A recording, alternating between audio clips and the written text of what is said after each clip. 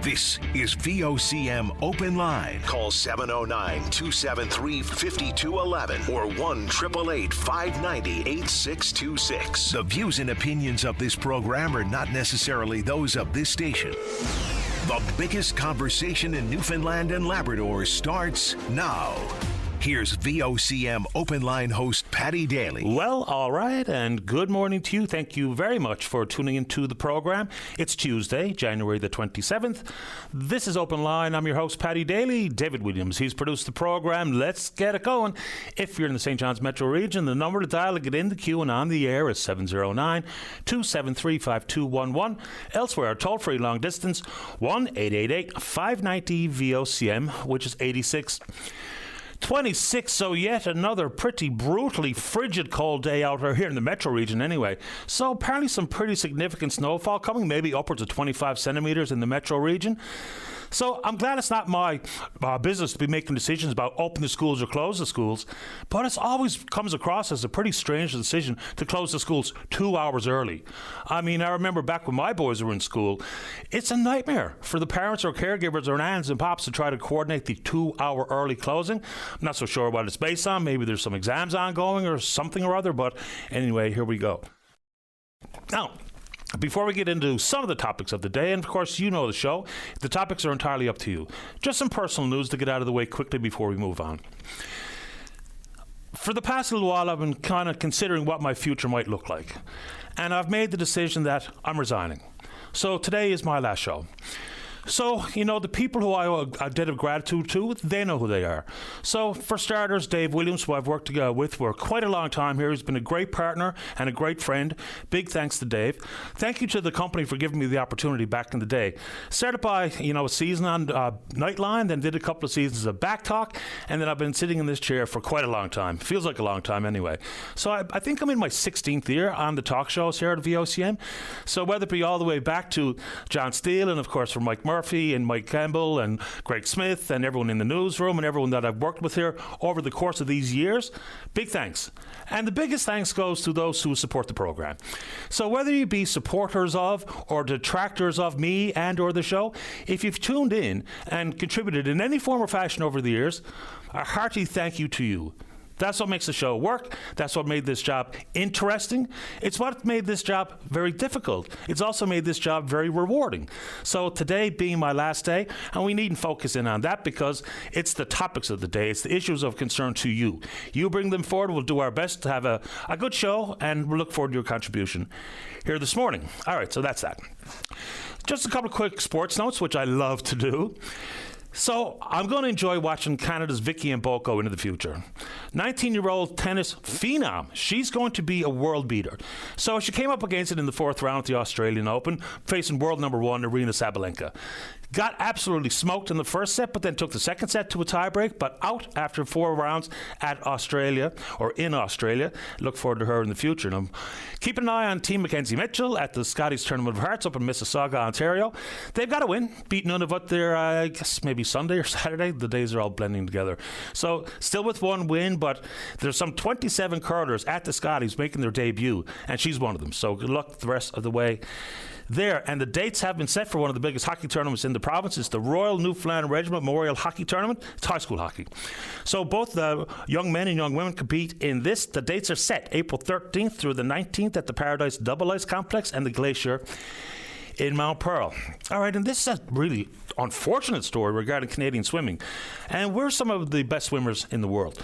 So one of the most promising athletes we had was a swimmer named Ilya Karoun. So, dual citizen with the United States, won 2 bronze medals at the Paris Olympics, big part of the relay team. He was born in Montreal, grew up in Vegas. He swims in the NCAA at Arizona State. They're a powerhouse. And he's decided he's going to swim for the Americans. So, he needs to sit out a year after being released by Swimming Canada, but he's going to be well eligible to participate in the next Summer Olympics 2028 in Los Angeles. But swimmer Ilya Karoun going to swim for the Americans. All right. So for the folks at Newfoundland Labrador Hydro, you know, we had those warnings about trying to be wise, conserve power, given the fact almost all of the generating units at Beta Spare were down to try to deal with the frazzle ice. Good job. I'm sure plenty of people lost power. We were pretty worried about losing power in our home. It never did happen. But the folks at Hydro, good on you for dealing with Bay Despair. It's back up and running. There was also a huge amount of power coming from Muskrat Falls, which has long been a worry. So a record amount of power, 785 megawatts. Apparently we were buying some power from Nova Scotia, but now we're actually sending 100 megawatts over the Maritime Link to Nova Scotia, so we got through it. And you want to take it on? Let's do it. And, speaking of fragile ice, that was the reason given for why there was a big flood at the Muskrat Falls site, which, of course, flooded out Mud Lake. And that story is not gone away from some of the residents who that hangover lingers into the future. And sticking with power-related conversation, Dennis Brown apparently has tendered his resignation. He's out as the province's consumer advocate. Adrian Ding is going to serve in the position on an interim basis, partner at O'Day Earl. Okay. Dennis Brown was in the position since 2016. I want to thank Dennis for his contributions to this program over the years. He was always available when we needed a comment from the consumer advocate, so we appreciate what he's done for us here. And it does beg the question, look, this is nothing personal with Jennifer Williams, but given where the PCs are surrounding the Upper Churchill Memorandum of Understanding, and Jennifer Williams, one of the key negotiators leading into the eventual announcement of that agreement in principle, you wonder what her future may look like in the relationship between her office and the Premier's office. And I still keep thinking about the decision that the government has made to replace Pat Parfrey as the CEO of Newfoundland and Labrador Health Services.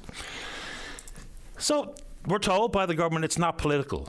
It'd be interesting to know exactly what is behind the fact that he was dismissed or fired or whatever the right word is. And regardless of your stance on Dr. Parfrey, knowing that not only part of the system for decades, but also when he went through, along with the subcommittee and Sister Elizabeth Davis, to kind of come up with the 10-year roadmap that is the Health Accord, is someone who would be intimately familiar with almost every moving part in the healthcare system. So it's just a curious decision, as far as I can tell. And to tell me it's not political, well, there's always some dollop of politics involved in political decisions. I mean, let's be real.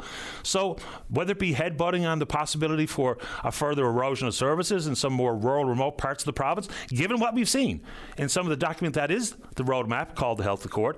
But I just find that to be a pretty curious decision to make, given that we're all talking about the transition in the healthcare system and all of the concerns that continue to permeate throughout the healthcare system. But Dr. Parfrey out, and I don't know, your thoughts on it? All right, keep going. You hear me talking about affordability all the time because it's one of the biggest concerns shared by Canadians from coast to coast to coast. All right, announcement yesterday, they were referring to it as a suite of affordability measures. Where do we start? Let's start with the Canada Groceries and Essentials benefit. So for folks who are eligible for GST, there's going to be an increase in the GST rebate over the course of the next 5 years. Right off the bat, and this is going to be a popular sentiment, is that, yes, when folks who are eligible for GST, they would be the Canadians that need it the most, support the most. But let's be real. The purchasing power of the middle class has also been compromised over the last 5-10 years. My $50 bill doesn't go anywhere near as far as it used to. And so when I hear people say, well, what about the middle class? It's a fair question. Opposition to these announcements yesterday saying things like, it's not a permanent solution to the cost of food or shrinkflation or whatever people want to refer to in the grocery store. And you're right, it's not a permanent solution, but for Canadians who are eligible, of course it's going to be helpful. In the very first year, eligible GST recipients get a one-time boost that raises a family of four, $1,100. A family of four receives an annual $1,890, increases to $540, an individual gets to $950. Okay, and then we'll see increases year over year. Then there's a couple of other interesting ones, and your thoughts on it most welcome. So there's going to be $500 million from the government's Strategic Response Fund to, quote unquote, help food suppliers expand capacity, increase productivity. What that means? Not entirely sure. It's all about supply chains. Then there's a Food Security Fund, $150 million for small and medium-sized businesses to expand greenhouses and abattoirs. You've heard me talking about greenhouses and hydroponics frequently here on this program. When we know that the vast majority of leafy greens, most notably lettuce, coming to this country comes from Southern California. So when you talk about nutritional value and even the quality of the produce, as opposed to growing it here like we can, close by where you live, to increase the quality, to increase the nutritional value, to maybe decrease the price. So hopefully some of these things are helpful, but you're right. When they call it a recycled Trudeau-era policy, all right. So what is a permanent solution? You know, I understand the critical role that oppositions play in this country, and they need to be effective, and they need to be critical, and they need to keep government's feet to the fire, so to speak. But what is a permanent solution in the grocery store? If you ask farmers around this country, talking about whether it be the shrinking size of the cattle herds, but when we talk about agriculture insofar as what people grow, the farmers will tell you, yes, there's input costs. And people can talk about the industrial carbon tax, and every report that I've read researching the impact it has on food prices is in and around 1%. If you've read something different, please send it along here this morning. But I don't know where the permanent solution may indeed lie, but I think taking advantage of maybe some of that money to, give startup upfront costs to folks who'd like to get or further expand their agricultural footprint with a hydroponic greenhouse, I think it's a good idea. How about you? All right, so apparently Ottawa is considering or crafting legislation regarding social media. Social media has been a net negative, in my personal opinion. So we followed the story in Australia where they banned social media access to youth under the age of 16, and that's TikTok, Snapchat, X, Twitter, Facebook, Instagram, YouTube. Now considering doing the same thing here in the country regarding folks under the age of 14. I think, to talk about measures that can be taken at the government level to help protect kids from what they experience on social media is not a bad idea. I'll be told that this is government overreach, it's unnecessary, let the parents do the parenting. But parents can't be there 24/7 looking over their child's shoulder. We just can't as parents. And we hear the detrimental impacts on young people's well-being, their levels of anxiety, depression, being goaded into suicidal ideations. There's a problem here. And how exactly this should work, how effective it can be, I'll leave that up to you in your own personal opinion. But social media is hard. Social media is hard on the head. It really can be. I don't know what's going on with some of the algorithms, but when Twitter moved from, things you were following to suggestions for you, the for you category can be just an unbelievable toxic cesspool. And, we all have the ability, certainly as adults, to filter out what we don't want to see, we don't want to read, or things we don't care about. But boy, oh boy, you want to take it on, we can do it. All right, we were given a little bit of a heads up. Oh, here's a traffic note coming in from Dave. Debris on the Trans-Canada Highway between Bishops Falls and Grand Falls, Windsor. So look out if you're in that area. Was given a little bit of a heads up last week about something that apparently happened outside of RNC headquarters, and now we know more about it. So a man assaulted a civilian employee outside the building around 7 a.m. Friday morning. There was also an officer injured in the altercation. The fellow's name is Jamal Omar, now facing charges of aggravated assault, assaulting a police officer, uttering threats, resisting arrest, and disarming a police officer. Then you go on to hear more from RNC Association President Mike Summers, talking about the weapon of choice. And you, as well as I, remember reading stories where it's things like home invasion or an armed robbery, and it might be some sort of blade, a knife, whatever the case may be. It's the proliferation of guns, firearms. It's just unbelievable. And on that front, I'm told that I should be more on side with the federal government's gun buyback. Anything pragmatic gun control that makes the public safer, count me in. But I do think it's not unfair to say that for the criminal element, they're not going to just walk up to the RCMP and or register with the RCMP to turn over their firearm. Because that's not what they do. They got the guns, whether it be as part of their drug war or turf wars or whatever it is. They're not just going to willfully roll over and say, oh, you're going to give me a couple of $100 for my gun? Here you go. So it's not going to work. We don't even know how much it's going to cost. There's been some expanded details about what it's going to look like into the future, but even the pilot program rollout in Cape Breton, they thought they'd come up with maybe 200 firearms, came up with 20. So I've been told that I probably should be more on side with that. Look, I'm all about anything that's actually going to improve public safety. And we understand the issue regarding the unbelievably toxic, addictive type of drugs that are on the streets and really does fuel a lot of the crime. Canada remains a pretty safe country in the big scheme of things. You know, the random acts of violence is not something that we see very often in this country, thankfully so. But if you want to take it on, we can do it. And we can talk about whatever we want today. All right, I see plenty of hyperventilating regarding what is not a free trade agreement with China. It's an agreement in principle to reduce tariffs, to see China accept more energy, oil, as a result of the Trans Mountain Pipeline being twinned. It also comes with applause from Alberta and Premier Smith, applause coming from Scott Moe, the Premier of Saskatchewan. Of course, some complaints coming from Doug Ford regarding the auto industry. But the whole trade arrangement with China, and yes, we can in the exact same time understand the threat that is China. When we talk about artificial intelligence or critical minerals or these whatever these Chinese police stations are and the impact it's having on the Chinese diaspora, but we're returning basically to Harper era levels.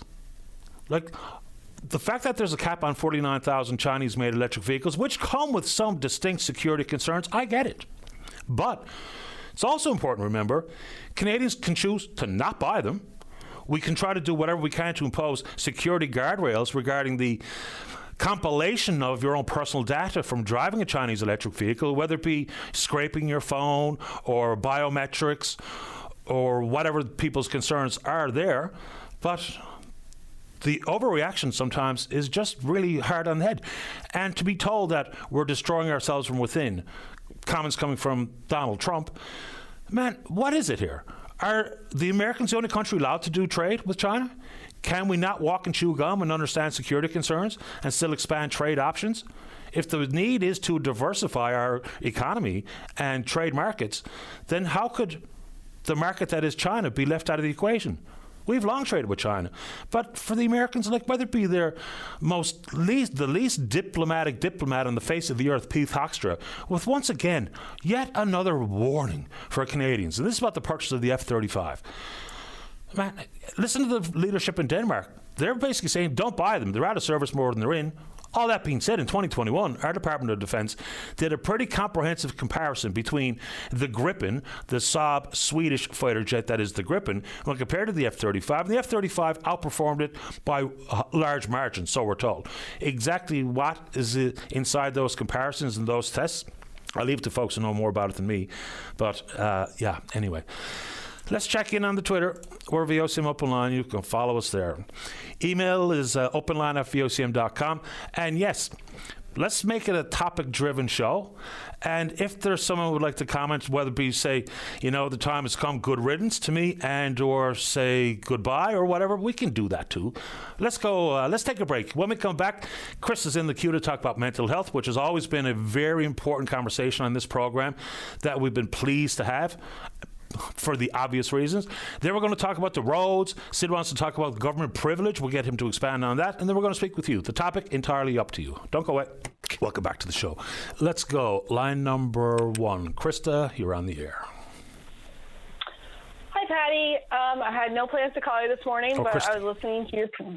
I get called Krista all the time. I was listening to your preamble about this being your last show, and I'm a big believer in saying thank you. And I know you want it to be a topic-driven show, but when I first moved to Newfoundland 11 years ago, someone said to me, if you want to know about Newfoundland, listen to Open Line. And so I did. And I started listening every single day, and you taught me so much about what I know. And as I moved into advocacy, 6 years ago, you have always been such a friend, and I have become very cynical over the last while, but not about you. And I know you want it to be topic-driven, but I have to say thank you, because you have always continued to push the conversation. You are not just a Bell Let's Talk or Awareness Days. You talk about mental health every single show when it comes up, and I really want to say thank you for all you've done. I really appreciate that, and I appreciate your contributions. And let me just reciprocate.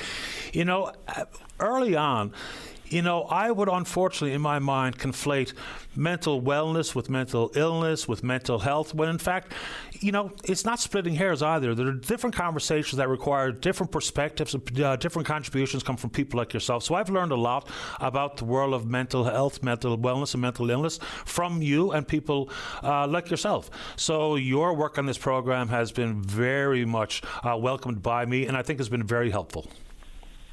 Well, I appreciate you saying that, and I really wish you all the best. If someone deserves a good retirement, it's you. So thank you. And I had no plans on calling because I have actually been really quiet, but if I can put a plug out there that there's been I think you see a lot of people being turned away from the mental health hospital, and I'm not going to speak to whether or not they should be or should not be. But I've been part of a walk-in. I was part of a group that was on consultations for a walk-in center for mental health, and they have basically, it feels like, completely abandoned those plans. And I am going to take this chance, because I know the government listens, to please start looking at that again, because I am angry that they have not pushed that forward when that was part of the new mental health hospital opening. So I'm going to put that in when I have the chance. And I'm glad you did, and it's a required comment. Christy, good to have you on the show this morning. I hope all is well and hope to see you around. Thank you. Enjoy retirement. Thank you very much. Take care.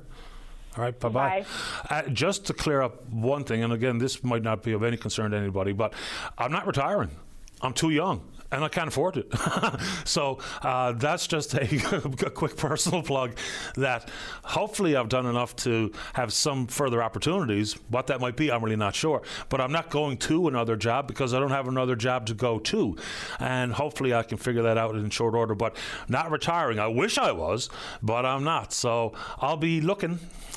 And if you're looking, hit me up. Let's keep going here. Let's go to line number 4. Sid, you're on the air. Good morning, Patty. Interesting comment. You sent the shockwaves through the stratosphere this morning. You were definitely the people's advocate.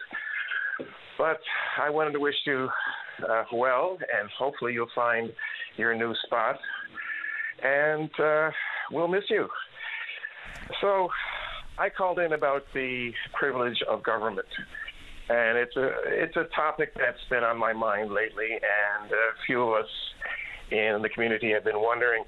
The government has a privilege set up that every premier and lieutenant governor, I'm a little nervous, has the right to take a moose for themselves every year without being in the lottery or paying the usual sums of money that would go along with it. We have asked members in the government would they give up that privilege to help feed the community. The answers that we get back are, well, there's no vehicle to do it. So we're talking about past premiers, past lieutenant governors, and we're talking about a fair number of animals that could be put into the public domain to feed the hungry. And there's a lot of people in the community that could really use that protein. So this is a call out to the government. Let's see if we can do something with that privilege to give it back to the people. That always rubbed me the wrong way, and it just seems like a completely unnecessary perk.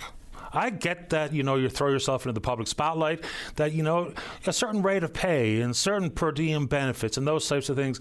But when you hear people who will bemoan the loss of a number of moose licenses in their hunting zone, yet the outfitters retain their numbers. When you hear people that didn't get their license again this year, but we know that many, and I would imagine, not everybody who's a sitting member of the legislature is actually a moose hunter either. So I wonder what even becomes of their license.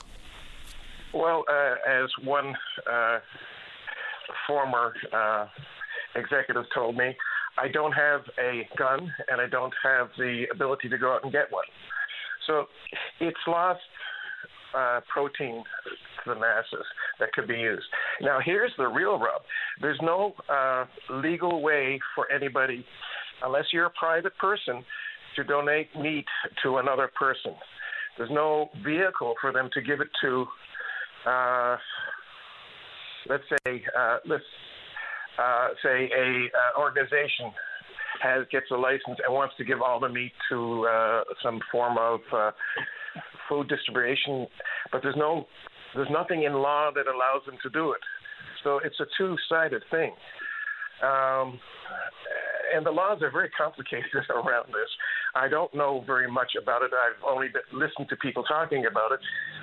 But it's like a dark hole that nobody really understands why or what. And right now, a lot of the organizations are skirting, shall we say, the legal tenets of food distribution law. And again, I can't talk as an expert. I can only talk about what I've heard. But it makes you think. Very good questions and an interesting thought. No doubt about it, Sid. Yeah. So, that's the one thing. And there is one other small topic I'd like to talk about. Actually, it's not very small. Go ahead. And I'd like to talk about, right now, for anybody that's interested, you can go to the City of St. John's website, and in there is a complete list of universal design. What is universal design? How do you apply it in your living? And what are the best methods to work and making your house accessible or universal design, so that in future, if something happens, you don't have big costs to change your dwelling around. So it's a wonderful resource, and Universal Design Group of Newfoundland and Labrador produced this with a lot of connotation. And all the legislation around universal design and how things should look is also in this document. It's a wonderful document, and I suggest anybody that's making any changes or building should have a look at it. City of St. John's is backing it 100%. They have it on their website, and they have their logo on the document. So it's not something that was done ad hoc. We put a year's worth of work into it, and it will be a good guide for a lot of people. I read it. It's a very comprehensive document. And I would suggest, not only for doing remodeling or renovations in your home, but for every home start, every contractor out there, it's worthwhile considering this document. I think it'll make it not only more inclusive, it will also make it more valuable into the future, because you'll be open to every segment of the market by incorporating universal design upon construction. Yeah, it's a wonderful document. I suggest everybody have a look at it that are going to even contemplate, even in their, what are they going to do in their old age. The other thing that happened today is supposed to be one of the first meetings of the disability advocates with the public.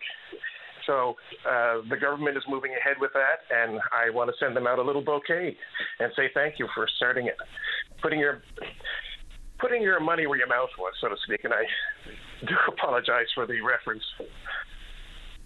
No apologies required here, Sid. Anything else before we take a break here this morning? No, just thank you for someone who gets it, and the community will miss you. Hopefully you will stay in the community, so to speak, and you'll find that special job somewhere.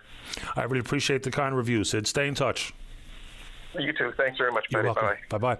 All right, let's get a break in. When we come back, Reg wants to chime in on the roads. Colin wants to chime in on what we saw unfold in Minneapolis over the weekend. For the second time in 3 weeks, someone has been shot dead by an ICE agent or several ICE agents. The reaction to it has been bizarre, to say the very least, from some corners. Let's get that break in. Don't go away. Welcome back to the show. Let's go. Line number 2. Colin, you're on the air. Good morning, Mr. Bailey. How are you this morning? Doing okay. How about you? Doing well, thanks.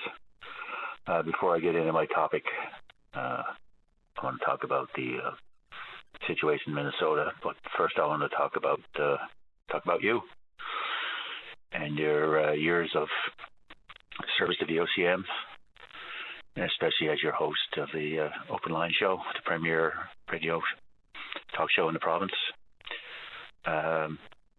Your insightful commentaries, your perspective on matters of public importance have been valuable, and I just wanted to say thank you very much. Your compassion for people who are less fortunate than I am in the community, and your ability and your resolve to help those people, whether it was somebody who needed their driveway shoveled in the winter, or somebody who was down on their luck and they needed a little guidance for mental health advocacy. You pointed them in the direction that you thought was reasonable and proper, and for that I thank you. You're an honorable man. You've provided to me with a lot of insight myself and challenged my perspectives on things over the years, and for that I am very grateful. Anytime you can have somebody challenge you, your way of thinking and your perspective, and through open debate, I think that's what life is all about. I appreciate that, and I appreciate your contribution over the years as well, Colin. It's been a wild run. Absolutely. And continuing on with wildness, we're going to talk about Minnesota now. There's another shooting there over the weekend. ICE agents shot an intensive care unit nurse who was protesting the presence of ICE in the city of Minneapolis. The videos are all over television and the internet, taken from different perspectives. To me, it doesn't seem like a Rorschach test. This person was subdued by several ICE agents, 4 or 5, was on the ground, was subdued, and while on the ground was shot several times. I think there were 3 shots in the back and 1 in the chest and 1 in the neck. And the response of the federal government is that there's nothing to see here, and this person who got killed was the author of their own misfortune. They were, a terrorist in training, and somebody who's just going to a potential assassin of law enforcement, I believe, was one of the tags that was put on this gentleman. I'll give you a few of the tags. And I mean, this is before anybody knew anything. And some of the pushback about, just stay home, resisting arrest, and must comply, and wasn't carrying his ID. I mean, it's mind-boggling that some people are so entrenched in what is an alternate reality. So this is from Mr. Bovino, who's apparently being taken out of Minneapolis because he's been dreadful. Here's what he said immediately after. This looks like a situation where an individual wants to do maximum damage and massacre law enforcement. This comes from Kristi Noem, the cabinet secretary of DHS. This individual committed an act of domestic terrorism. That's the fact. Then this from Stephen Miller, Ghoul. A domestic terrorist tried to assassinate federal law enforcement. This is from a guy who never, first nor last, drew his weapon. Look, in the Renee Good story, given we don't know exactly what the officer thought about the fact that the vehicle was coming towards him, even though his training said don't stand in front of the vehicle and consequently don't shoot into a moving vehicle, even though he did. The first shot didn't kill her, but the second 2 did after he was absolutely in no harm's way, no risk whatsoever. This past weekend, this Mr. Pretty, who's now shot dead, some people get pretty hyperbolic with some of the words that they choose to use, and words are important, but I don't know how anyone can look at it and not say that he was summarily executed by these law enforcement agents who are heavily armed, poorly trained, and this is the end result. If anyone saw anything in that video, which means that he should never be able to go home, he should be shot dead, should be shot 10 times while already subdued, never pull his weapon first or last, then I'm really sorry. I'm sorry for you, and I'm sorry that you're in that mind place that you are, because we all saw it. We all know what happened. And then now the argument is, well, he wasn't carrying his ID. I didn't see anybody asking for his ID. They didn't even know he had a gun until they started to drag him down to the ground. So it's just so sad to watch. Oftentimes scrolling through and looking at these types of issues, it'd be frustrating or angering. But I had a deep sense of sadness with how some people were reacting to it. And, immediate labels of domestic terrorist. He was there intending to massacre law enforcement. It's just so unfortunate, so troubling, and sometimes the world is just a very dark place, and that's one example of. I agree completely. When he was taken to the ground, it was only then, at that point, when he was just a struggle and he was taken to the ground, that the firearm that he was lawfully allowed to carry in that state was noticed by the ICE agents, and the gun was taken by the ICE agents from his person. from a, whether it was a holster or he had it in a belt or in a waistband lining or something. And the gun was taken by the ICE agents, and then he got shot. He was no longer armed. Yep. And for the Secretary of Homeland Security, Noam, and the others, to just immediately come out within an hour or so and just put labels on him. He's dead now. It looks like there's going to be no investigation at the federal level again for a second shooting in about 3 weeks. And not only that, what I find particularly disturbing is the federal government is blocking state and municipal law enforcement and prosecutors at the state level from investigating those two killings. That's extremely disturbing. That's an affront to the rule of law. Nobody's above the law. You just can't go around shooting people, whether you're a cop or not. And there has to be a criminal homicide investigation, whether there's any charges laid or not. That's up to the discretion of the police and the prosecutors and the justice system in that state and federally. But just to summarily shut down any kind of investigation and to block or embarrass any kind of state criminal investigation, that's just authoritarianism on steroids. That's like, what you see in Venezuela with these civilian militias going around just killing innocent civilians at the behest of the president or the vice president of the country. We don't have that in democracies. Democracy is under attack in the United States, and we should be watching what's going on down there and looking at our own country and thinking what's happening there can happen here, because chaos and disorder doesn't need a passport to cross the border into this country. Yeah. So two things can be true at the same time. You can be all for deportation of illegal criminals, but you can also, while holding that sentiment, you can also acknowledge what you're seeing on behalf of these heavily armed, poorly trained goons to be a problem.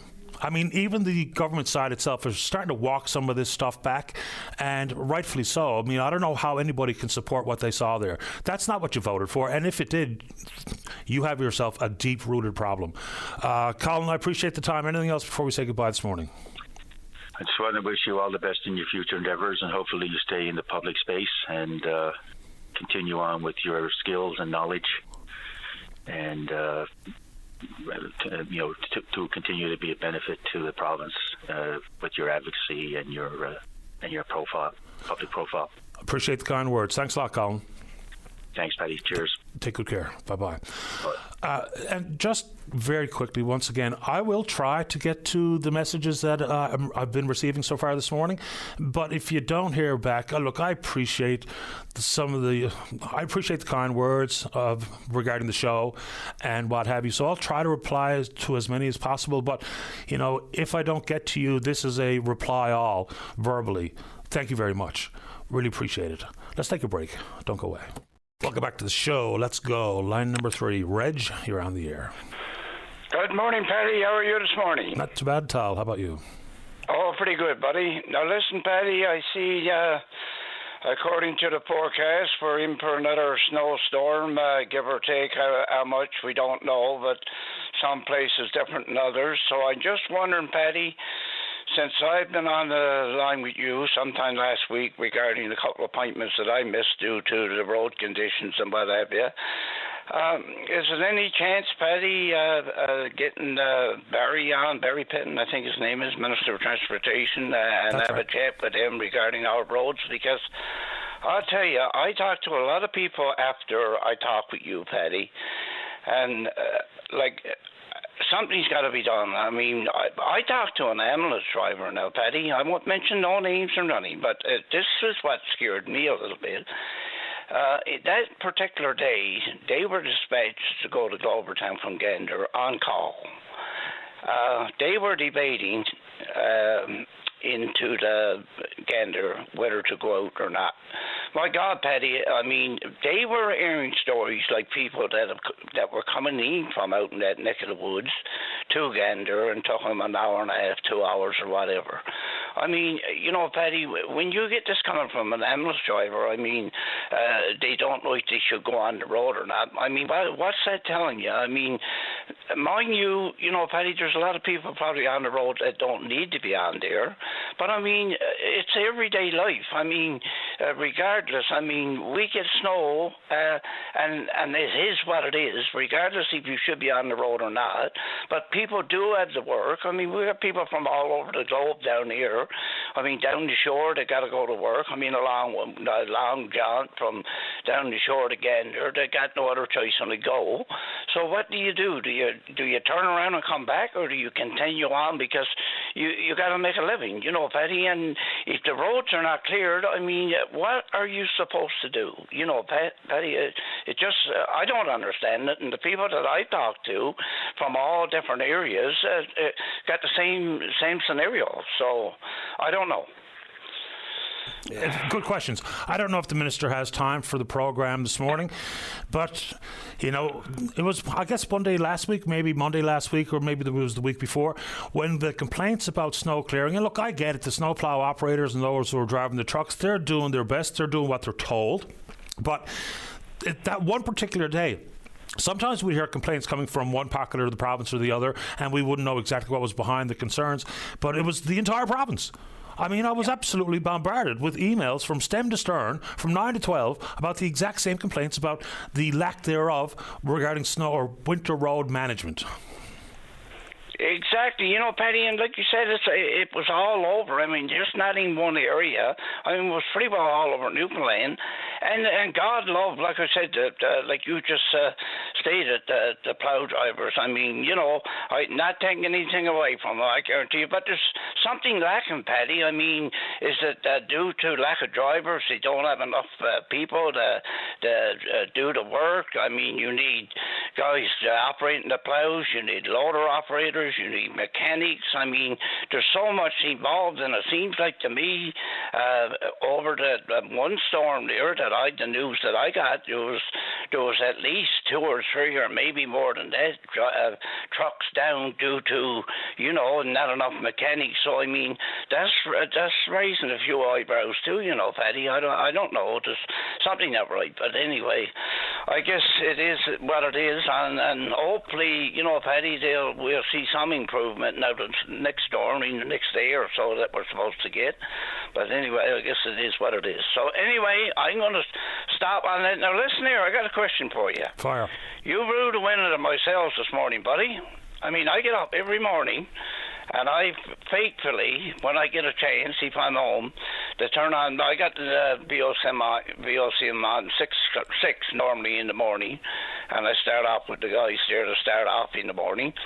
And then you waiting for you to come on to get in the queue when I do get on. And when I heard you this morning say that this was your last day, I don't know, Patty. Like I said, it just I wasn't going to call in first, and then I said, well, I got to call because it's his last day, and I've been talking to you over the years quite a bit, and blah blah blah, and I don't know what we're going to do, Patty. My son without you, I guarantee you that. Especially the seniors, a lot of seniors look forward to listening to you and you know, give them advice on what to do and what not to do, and I guarantee you, buddy, I don't know. It's a sad morning for me, Patty. That's all I can say. Well, I appreciate it, but I mean, from where I sit, and let's be clear, everybody's replaceable, and that includes me. And the show is going to be fine, and it's going to be here for years to come. And people have been asking me who's going to replace me. I don't know. I really don't know what the plans are.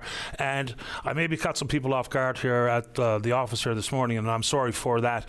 But I appreciate your support, Reg. Appreciate the calls over the years, and thank you for doing it this morning. Okay, my son, and listen now, I won't see you stuck, Patty. You're talking about getting a job, and I guarantee you now, I'm sure that a man of your caliber won't have any problem getting a job, but I do have a chip wagon. Now, it's only seasonal, but come on out and spend the summer with me, and we'll take care of business. How's that? That sounds like a great change of pace. Okay, take care, my friend. Thanks, Reg. And good luck. Thank you, appreciate it. All right, okay. Bye-bye. Will I hold these before I squeeze them up against the news? What do you think, Dave? Yeah, and again, I'm not to be rude, but I don't think it's going to be actually possible to reply to the amount of emails in particular that we're getting here this morning. So, and I know people may not be tuned in from 9 to 12 every single minute. People have busy lives. But again, just consider this a reply all. Look, even for a couple of people said, you know, the time has come. It's probably a good decision for you to move on. Fair enough. And I can accept that. And those with kind reviews of the show, really do appreciate it. And once again, to be blatantly clear or patently clear, the show only works because of you. Right? That's the only thing that works here is, it's one thing for me to say what I think or feel, but the only way the show works, or the way it should work, and the way it works the best, is when people take the opportunity to pick up the phone and give us a call. And, we've got a couple of hours left here this morning, and there's going to be no such thing as an issue that's too small or too big, too straightforward or too complicated that we're not willing and wanting to talk about. So as much as I've been given a good kick in the pants by some to say, I'm glad you're going, and I understand that too. But again, I'll reiterate something that I said off the top is, look, whether you've been a supporter of the show or a detractor of the show, you like me or you don't, if you've contributed over the years, that's good enough for me. Because that's all that really counts here. Nobody in their right mind is going to sit in a chair like this and try to please everybody on every topic. For starters, it's a fool's errand. It can't be done. I'd be chasing myself around mentally if I even attempted to handle the show that way, because it's just not how it's intended to work. Let's check in on the Twitter box. We're VOCM Open Line. Follow us there. Once again, in similar vein to the emails that I can't reply to every single one of them, same thing with messages coming through, good, bad, or indifferent on social media. Really appreciate that as well. The Open Line email address is openline@vocm.com. How are we doing out there on the phone this morning, Dave? When we come back, Jessica's in the queue. She's got an issue with the emergency room over the Health Sciences Complex. And reminder, even when we talked about opening up these new urgent care facilities, not because I have the experience or the understanding of the system, but Dr. Scott Wilson at the emergency room down at St. Clair's, he says it's really not necessarily going to reduce wait times in the ER because their number one concern is hospital overcrowding, which generally boils back to a staffing issue, as we all know. You get it right in long-term care, probably goes a long way to getting it right in the rest of the healthcare system. Jessica's there to talk about that. And good friend of the program, oil and gas advocate Rob Strong's in the queue. And then we're speaking with you. Don't go away. Welcome back to the program. Let's go. Line number 4. Say good morning to good pal of the show, oil and gas advocate Rob Strong. Rob, you're on the air. Patty, what are you doing to us? What are you doing to us? I'm giving everyone a sense of relief. No, you're certainly not. I'm not going to talk business. I'm just going to echo some of the comments people have made. What a joy you have been to me and to the listeners of VOCM for the last number of years. In particular, your grasp of the oil and gas industry, your research, you're such a pleasure to talk with because you have as many questions as I have, and we have a great dialogue for the last number of years. And I got to tell you, pal, I'm going to miss you. I appreciate that, Rob. I'm going to speak with you as well. We've had some good chats. It's a very tricky and complicated industry. It's been a big part of the economic realities in this province ever since Hibernia came on stream, and don't know where the end is, but there's still lots to explore, and hopefully that'll be the case for the companies involved in exploration. I just don't know where you find the time, or you have found the time to be prepared when I call with some technical issues, whether it's the price of gas at the Henry Hub or whether it's a module fabricator in Europe. You've managed to come up with all the right answers, and you've also managed to stimulate all the conversation. So for that, I am very grateful, and I do know that the audience is very grateful for the dialogue you and I have had while you were there. Yeah. So whatever, if you want to come and pump gas at a service station, I'm sure you'll find a job. Yeah, well, I did pull the trigger at the Hilltop gas station back in the 70s or the 80s, so I've got some experience. But your work as well in gas way back when I first met you, which is, I don't know how many years ago, but when you're looking at natural gas and compressed natural gas, so as I say, you've had a great grasp of the industry, and I know from the people I talk to who comment on the relationship that you and I have built up, I do know that they're certainly impressed, as I am, with your knowledge and your courtesy and your kindness in listening when some of us ramble on like that. So I won't keep you anymore. I'm just going to say I'm going to miss you, pal. You've been a great mentor and a great person to talk to about an exciting industry. So all the best, Patty. The very same to you, Robert. Appreciate your time this morning and every day that we spoke. It's been my pleasure. Believe me, my pleasure. Take care. You too. Bye-bye. Bye-bye. There you go. Let's see here. Jessica on line 1, you're on the air. Hi, Jessica. Hi, Jessica. Line number 1? No? Okay. Let's keep rolling here and go to line number what? Line number 2. Sue, you're on the air. Hi, Patty. Hi. Hi. I just called today just to talk to your screener, just, see what the lowdown was, because when I turned the radio on, it said today was your last day. It is, yeah. I was like, no, a family member's leaving. That's what it feels like. I mean, I've never met you or anything. I've only talked to you, I believe, once. But I don't know, if I don't get you for 3 or 4 days in the nighttime, it's just a comfort to listen to the community call in and the common sense that you have and the decency. And it's just, I don't know. I wasn't even going to speak with you at first. I just thought, well, considering it's your last day, maybe some people want to get some topics in instead of having, 3 hours of just, compliments. But no, I think you deserve this. You deserve a whole lot more than this. But, thank you for many years of man, someone's got big boots to fill, I'll tell you. I don't know who's going to do it. I have one person in mind, but I won't say who, obviously. But, whatever your future endeavors are, best of luck, and thanks for everything. Thank you very much, Sue. I appreciate it. Yeah, I'm not sure what's coming up for the show, and of course I have no say in the matter, nor do I deserve a say in the matter, but the show will roll on, and I wish the best to whoever does take this up. It can be a handful, but that's just nature of the beast. That's right. Okay, well, enjoy your last day. Thank you very much. I appreciate it. And all the best in the future. And you know what? That fish fry truck or whatever out around the bay, that kind of looks fun. That sounds like a fun time. That sounds one like guy a great called time. in, like he had a French fry truck or something. He did, yeah. That would be a blast in the summertime. Yeah. Oh, business would boom, I'll tell you. Yeah, I don't know what's next. Yeah, well. No. Yeah, that might be the case. I don't know, but I'm looking forward to whatever's next. Now, it would be helpful if I actually knew what was next, but at this moment in time, I don't. I had the proverbial walk in the snow this morning and just came to terms with the fact that this was probably the right thing for me. Okay. Well, I hope everyone is, healthy and that sort of thing. That everything is okay, and you're looking forward in a positive way with positive things around you to whatever, the future holds. Things are good. Things are good at home. Things are good with puppy. Things are good with the kids. As far as I know, my health is good. Like, I don't have any issues. That was certainly had nothing to do with my decision this morning. And, I think I'll probably miss it. This afternoon, my plan is nothing. And tomorrow morning, I'll get up and we'll see what's out there. That's right. Well, get up tomorrow and have a coffee and listen to whoever's next. Or maybe a repeat of yourself. Who knows? Appreciate the time, Sue. Thank you for calling. You're welcome. You're very welcome. Take care. Thank you. You're welcome. Okay, you too. Bye-bye. Oops, that was a bit quick. Let's go to line number 5. Say good morning to Ward 4 Councillor here in the City of St. John's. That's Tom Davis. Tom, you're on the air. Man, oh man. Took the wind out of a lot of people's sails this morning, buddy. Thank you so much. I went back and reflected.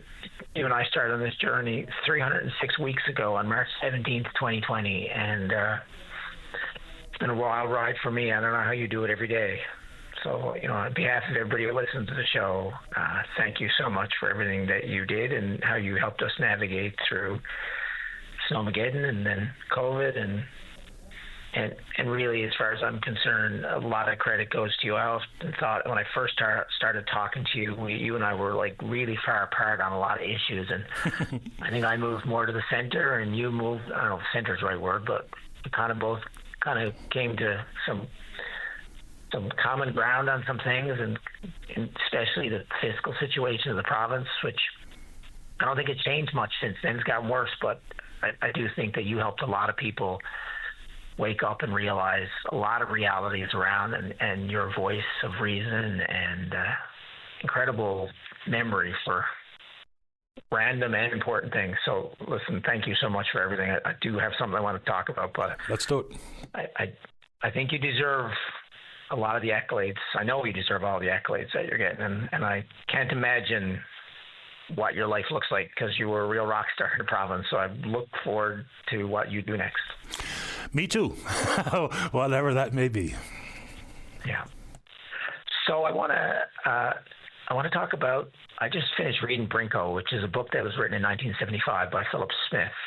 There's an older gentleman who has called into your show lately, started calling in, and he said, you need to get this book. I went and I bought a used copy, and I finally got through it.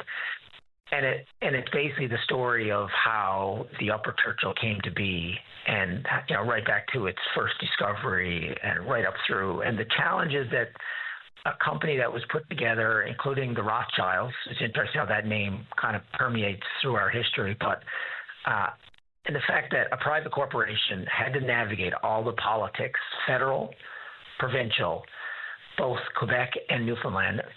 Newfoundland side was fairly consistent with Joey Small right there basically until it was pretty well a done deal, and then Frank Morris came in and nationalized it. But the seeing on the Quebec side how they approached this project. Of course, there was also the issue with the unsettled, in their mind, Labrador boundaries and the fact that they felt like it was their water to develop.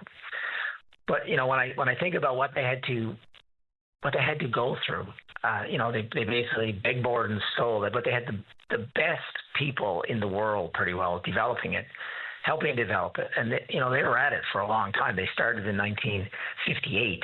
And they didn't get first power till 71 and then fully operational by 74. And when you read what they had to put up with, especially on the Quebec side, because they couldn't develop it in Labrador without someone to sell it to, and they wanted to sell it to the States, they wanted to sell it to Ontario. It would get very similar to the situation that we have right now. And during that process, they had situations where they were strung out financially, and the Quebec government really didn't care, obviously. They were just trying to get the best price for their residents, and they played really hardball. Some premiers like Maurice Duplessis, he actually just ignored them. And then eventually it got around to this guy Lesage, and Premier Lesage, and he pretty well got through, but they would jerk him around, and it seemed like they have a deal, and then they'd come back. And then, so Daniel Johnson, who was the premier that signed it, he died of a heart attack. They had a lot of their key employees, like the president of the company. First, one died of a heart attack. Then a year later, they lost a lot of key people in an airplane crash going into, I don't know if it was Churchill Falls Airport or one of the airports in Labrador. There was a rail strike that caused them to have to go out and get the heaviest lift aircrafts in the world and fly stuff in. And meanwhile, they didn't even know they even had a deal when they were doing a lot of this stuff. They figured they did, but they didn't. And I just reflect on the lessons that we can all learn about that as we look at it now. I mean, you've often said you think it's dead. And when I look at this history of how hard it was politically to do a deal, I fear that you're probably correct. But the flip side of that is, what was this deal going to look like? And again, it was going to be a repeat. And there was a lot of challenges. It was really interesting. When you can go into Newfoundland Hydro, you can see how much Muskrat Falls is producing, how much the demand is, and how much the Upper Churchill is producing. And the Upper Churchill right now is producing more than its nameplate, whereas Muskrat Falls is only producing well below its nameplate. And it's just amazing that a project that was built. By the way, at the time, the turbines in the Upper Churchill, when they were building them, they had never been built that big before. And Canadians did a lot of the work, and companies basically came together and partnered to build this incredible facility on time, even a little bit before, even with all the challenges, a little bit before time, and on budget. And it's an amazing book for anybody looking at it to read, but also to realize the challenges that any negotiations have in front of them. Absolutely. I mean, to say the very least, these are challenging times. They always have been, but the world has been flipped upside down in so many arenas that it's hard to know how it gets right-sided, but hopefully the right people step up at the right moment and try to get, whether it be fiscal realities here in the province back on track or whatever people are dealing with in their own little world, because I'm not exactly sure what has happened, but the world is a much different place today than, say, for instance, when I started on this program or even on Nightline or whatever the case may be. But Tom, before I get to the break, would you like to say anything else? Well, I just want to thank you again, and I know, David, I'm sure there's a lot of people in your station now reeling, and there's a lot of uncertainty, and I hope whoever they get to do your job can continue on with the ball that you've carried for so long. And at this time when we need the voice of the people echo it. So thank you very much again, and take care and all the best. Same to you, Tom. Appreciate your time and over the years. Okay. Thank you. All right, bye-bye. Tom Davis, Councillor Ward 4. Let's get a break in. Now, when we come back, Katie wants to talk about cell service between the island and Labrador. Cell service is dreadful. Even living, I can tell you right now from personal experience, even living in the east end of town, the reliability that was once my cell coverage, not so much anymore. Let's get a break. Don't go away. Welcome back to the show. Let us go. Line number 2, Jessica, you're on the air. Hi there, how are you? Oh, okay. How about you? I'm good. I just want to talk about my visit to the health science this weekend. I went in with really bad back pain. They basically did nothing and handed me opiates and sent me on my way. Yeah, an immediate move to the prescription pad is probably not ideal treatment. So just describe your actual experience. So you walked in, you told them your back was sore, and the doctor just simply picked up a prescription pad and wrote you a script for opioids. No, they did an X-ray, and they didn't say anything. Okay. And I said, well, I probably need an MRI. And they refused to give me the MRI, and they told me, what do you want? They literally asked me what I wanted. They said, do you want morphine, or do you want Dilaudid? Like, what do you want? I said, I don't want pills. I want health care. And they said, no, it's either the pills or leave. So I don't know what's going on with the healthcare system. I've had back pain for the last 6 months. I've gone to numerous doctors. I've gone to the urgent care. I've gone to emergency. And I'm literally in such bad pain, like I could hardly do daily tasks. And all they want to do is give me pills. Nobody wants to give me an MRI. Nobody wants to find out what's going on with me. Yeah, and if anyone who's ever experienced back pain, it can be 100% debilitating. Mm-hmm. Yeah, it's terrible. I've unfortunately in the past suffered bad back days and weeks, and I can speak from experience. It's really tough to navigate. I just don't understand the healthcare system in Newfoundland, and I think it's probably contributing to the opiate epidemic. When people go in with pain, all they want to do is give them pills and send them on their way. Every doctor I've seen has wanted to write me a prescription for opiates. Not one of them have actually told me what's going on with me, or told me things that I could do to make the back pain go away besides, here's some painkillers. And they don't even work.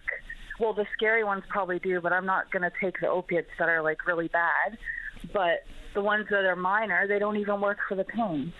And they'd rather give me opiates and have me drugged up than actually give me health care and figure out what's going on.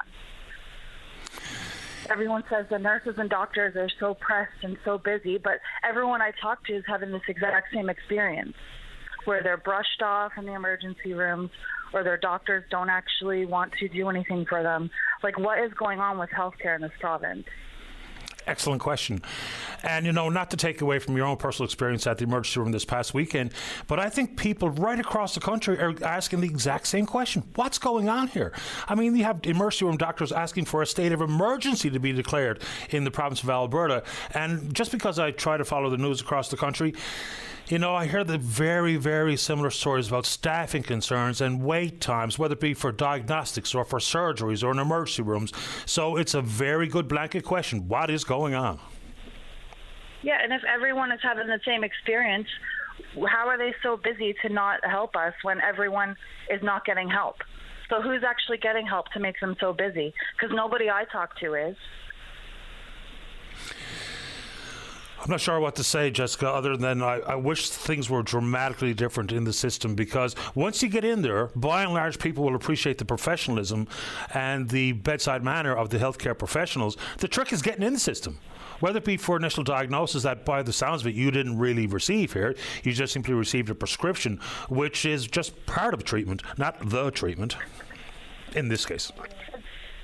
Exactly, and they want to hand me this prescription, and say, what if I took the prescription, which I didn't, and then I became addicted? Because within a very short amount of time with this prescription, you can become addicted. No doubt. Okay, and then what am I supposed to do? I don't have a family doctor. I now have an addiction on top of major back pain. And, this is why everyone is addicted to drugs in this province. We do know that there's no question some people's addiction did begin on a doctor's prescription pad. It's just well understood, well documented, and extremely unfortunate. You know, you talk about people who have really been less than helpful to society. You know, I don't know how that Sackler family ever got away the way they did. I mean, they have devastated families, devastated individuals, devastated communities with the way they handled OxyContin, for instance. So it's just a sad state of affairs, because we cannot have more people fully reliant and or addicted to these synthetic, toxic, highly addictive substances if there's other courses available. Exactly, and that's all I'm given. I've seen specialists, I've seen the urgent care clinic, I've seen emergency room doctors, I've gone everywhere. I've even made an appointment next week to pay for private health care, because, you know, the health care that's offered, that's supposed free, is just wants to give me drugs that will kill me. So I really don't know what to do. I don't know either, but I wish I had something more positive to say insofar as offering you some advice or pointing you in the right direction. But I hope that... How is the pain? It's extremely bad. Like, I can't even do daily tasks. I'm a mother, and, like, I find it hard cooking meals. Yeah, terrible. Really sorry to hear it. I'm wondering how many other people in this province are having this exact same experience. Well, and nothing's being done about it. They're just, here's some opiates, go home to your children. Yeah, I'm really sorry to hear this, but I can tell you, in no uncertain terms, you're not alone. And I know that's cold comfort, but you're not alone. Yeah. I just think if I'm not alone and everyone is having the same experience, a lot more needs to be done about it. And it's just like brushed under the rug. If you talk to anyone in this province about the drug problem, they'll have many stories to tell you. A lot of them probably started at the doctor's office. Well, I'm sure that, yeah, absolutely. It's a pretty common story out there, which is desperately unfortunate. Jessica, before I have to take a break, would you like to say anything else this morning? No, that's everything. Appreciate your time. Bye. Take care. Bye-bye. All right, before the break, let's go to line number 1. Ed, you're on the air. Hello. Hello there. Morning, Paddy. How are you? That's kind, thanks. How about you? Good, buddy. I'm just calling to get some information put out there concerning a hit and run my daughter had with a vehicle there last Thursday evening at 7:25, 7:30ish in the parking lot of McNally's pub in Montborough. The vehicle in question is a red GMC pickup, single cab, with a V-blade on the front, 2500, and the person or persons who were driving this vehicle is known to frequent the pub there in that little strip mall there, and they came out across the intersection and basically hit my daughter coming down and wrote the car up and spun her around. And it was my 18-month grandson was in the car with her also. She's a bit roughed up a bit, but for the most part they're okay. But like I said, the person actually took off and left the scene. Yeah, I mean, some people, man. And, you know, what's the odds that that person who left the scene didn't have insurance? Well, you know, given the benefit of the doubt, you know, either got no insurance or you're impaired, one of the two. And like I said, I've got some pretty clear footage of the vehicle, but I can't really get any picture of the driver or the plate number on the vehicle. But I've got multiple sources saying that vehicle's been in there, you know, every day around the same time, and they haven't been seen there since. You know. So give the folks the details one more time, if and when they saw it, and they can give you some information. Okay, so basically what it was a 7:25 to 7:30ish last Thursday evening, January 22nd, a red full-size GMC or Chevy pickup, single cab, with a red V-blade on the front, back rack on the back with an amber light on the top, came out across the parking lot into my daughter's lane and struck her on the passenger front corner, spun her around the circle, and the truck backed up a bit and then proceeded to take off and never came back. Brutal. I hope you get the information so that they can be dealt with. Yeah, I hope so, because I got it spread pretty much everywhere I can go, and I'm not going to give up till I find them. They got to be held accountable for that. Good man, and nor should you give up. So anybody listening knows what happened there or saw the incident and has some information to share with Ed, you get in touch with us. We'll make sure we connect the two. How's that? I can give you my number. Okay, if you fire want to put away. That here, I don't mind. Go ahead. 709. Yep. 687-9239. Okay, I already got 3 witnesses, but I don't have anybody putting that driver behind the seat, right? Okay. If anybody can help Ed out, you just heard his number. I'll give it out one more time. It's 687-9239. Thank you, Paddy. You're welcome. Good luck. Good luck in your new career. Thanks, buddy. Appreciate it. Bye-bye. All right, bye-bye. All right, let's get a break in. Don't go away. Welcome back to the show. Let's go. Line number 3. Stanley, you're on the air. Good morning, Paddy. How are you today? Not too bad at all. How about you? Good. Listen, I'm a long-time listener on an occasional caller. I've never met you, but we've talked occasionally over the last few years, politically as well as just other stuff I've been at in Labrador. But I got to say, Paddy, it's disappointing to hear you leaving, but I understand. From Baz to Bill Rowe to Linda Swain, you are one of the best, sir. And I wanted to say that 2 things. You have this way and unique habit in a positive way of giving those who always don't have a voice the courage to have those difficult conversations, whether it's mental health, Indigenous relations in Labrador, Gull Island, or back many years ago on other things, COVID, that you've been involved with. So just wanted to say, as a long-time listener in Labrador, thank you and wish you nothing but the best wishes, sir. Thank you very much for the kind words, Stanley, and I appreciate you tuning in over the years. Thank you. Yeah, no, it's been great. Like I said, especially when it comes to trying to understand Labrador and the Indigenous relations and navigating through that in governance that people looking in don't always have the, understanding.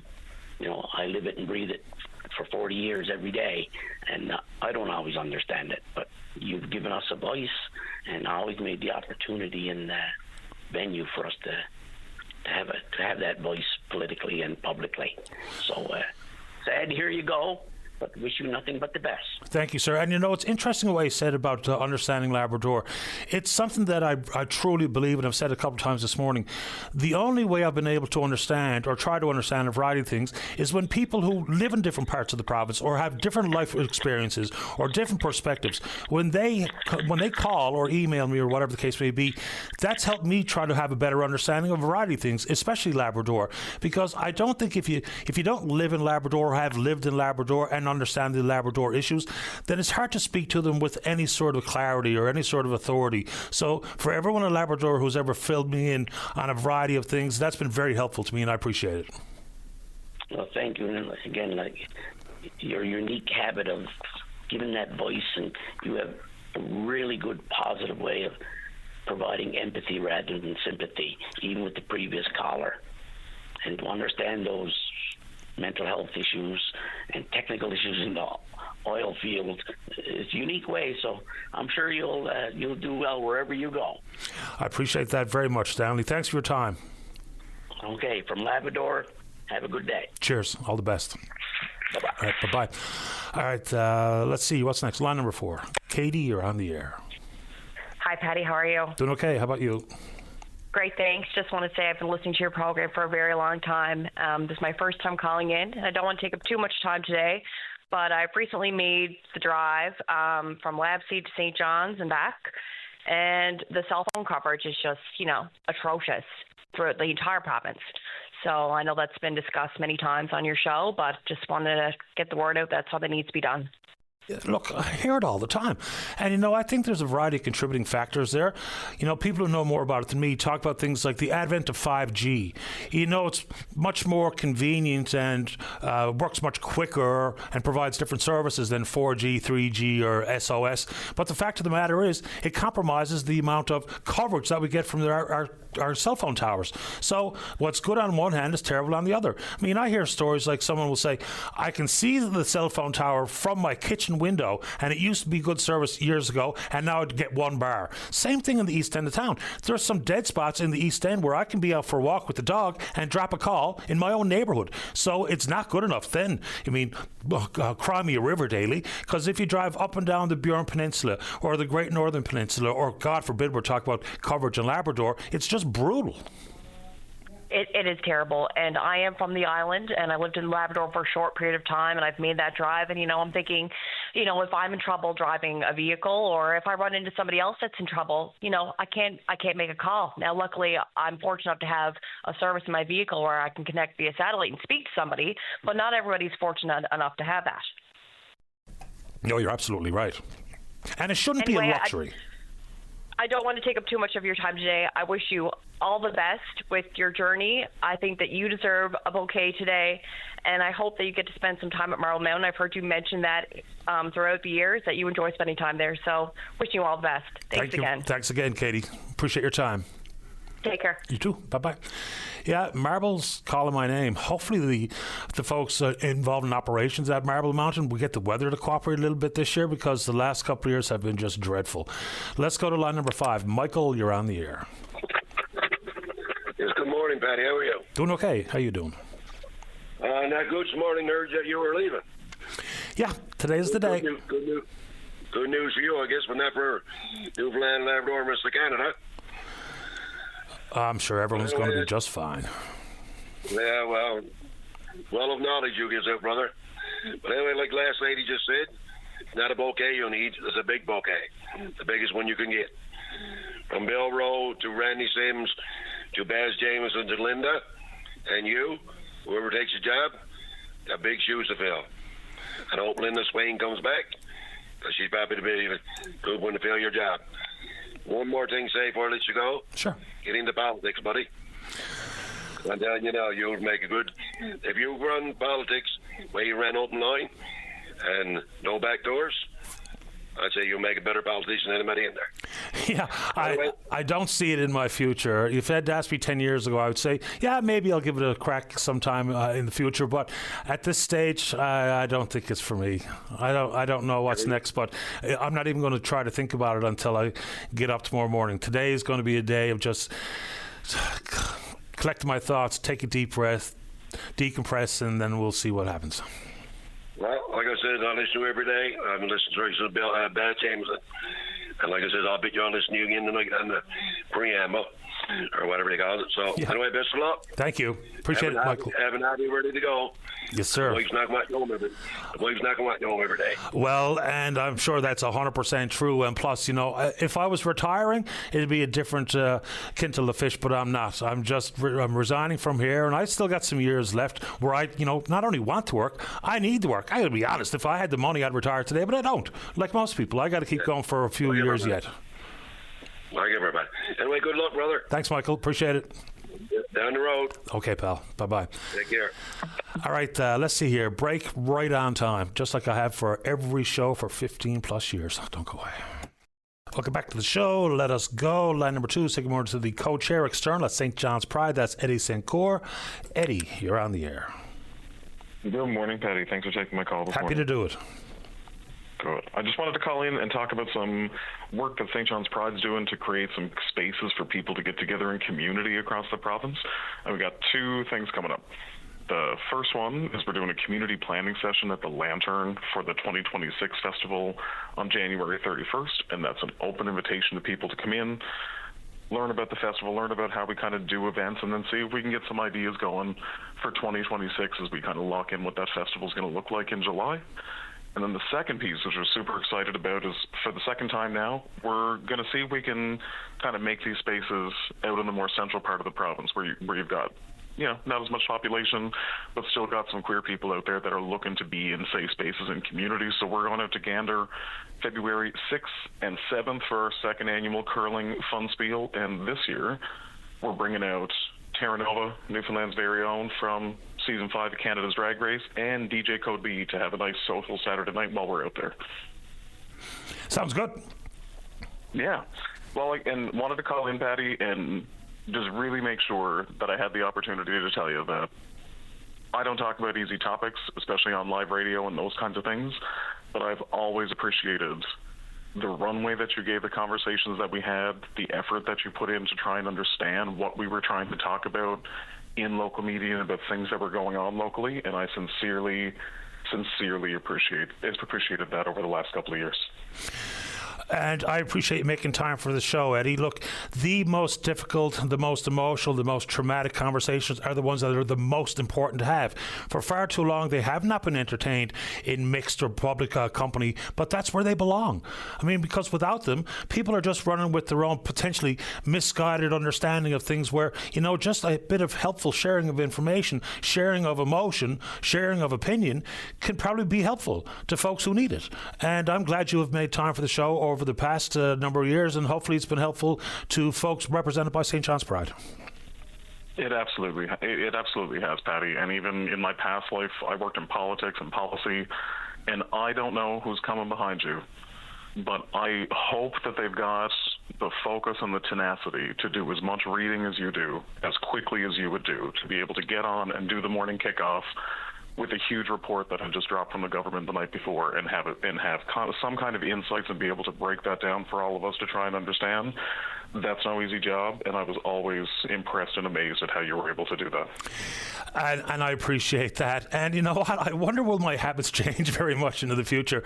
I no longer feel the need to have to spend my bedtime reading over sometimes very boring material, but important material. And I think, you know, I'm probably going to have a hard time kicking that habit. But anyway, I appreciate the kind review of the show, Eddie, and thanks for the call this morning. No sweat, Patty. Have a great rest of your day, and enjoy your first day tomorrow. Thanks very much. Appreciate your time. Have a great afternoon. You too. Eddie St. Cyr, co-chair external of St. John's Pride. I can't remember where I'm going here next, Dave. Really don't know what's going on. Is that a 7? All right. There's no one on line number 7. So is that an 8? Okay, let's go to line number 8. Charlie, you're on the air. Oh, good morning, Patty. Good morning to you. You gave me a little start this morning, I got to say it. I've enjoyed your show over the years, as you know. I think you're the 7th host that I've been on. That tells you how old I am. But anyway, I'd like to say that one of the main things I find is your patience with people who've got obvious problems, people who stutter and who are having trouble expressing their thoughts. You help them along, and being an ombudsman, that's been a big part of your work, and I'm sure there's thousands who appreciated that.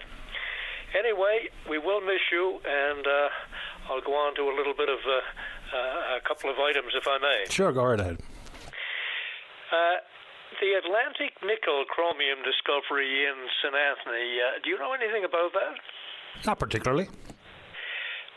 It's been advertised there on the internet, and it seems like it's supposed to be a major discovery, and I hadn't heard of it on the news or anything, and I was just puzzled by it. I saw it on again this morning, right? Yeah, I'm familiar with the story, but I don't know much about it. Oh, okay. They're talking like it's a very, very big find. I'm surprised government hasn't said much about it, or if they have, I haven't heard it, you know. The other thing I want to mention, this would be more for your host yesterday. I got part of it going to Gander. I was halfway through. He was having a discussion with this guy about the video and that, and what we can glean from it from the Minnesota killing. And he seemed to say, the host seemed to say that we have to be careful and all that stuff, but I really started to get my back up a little bit.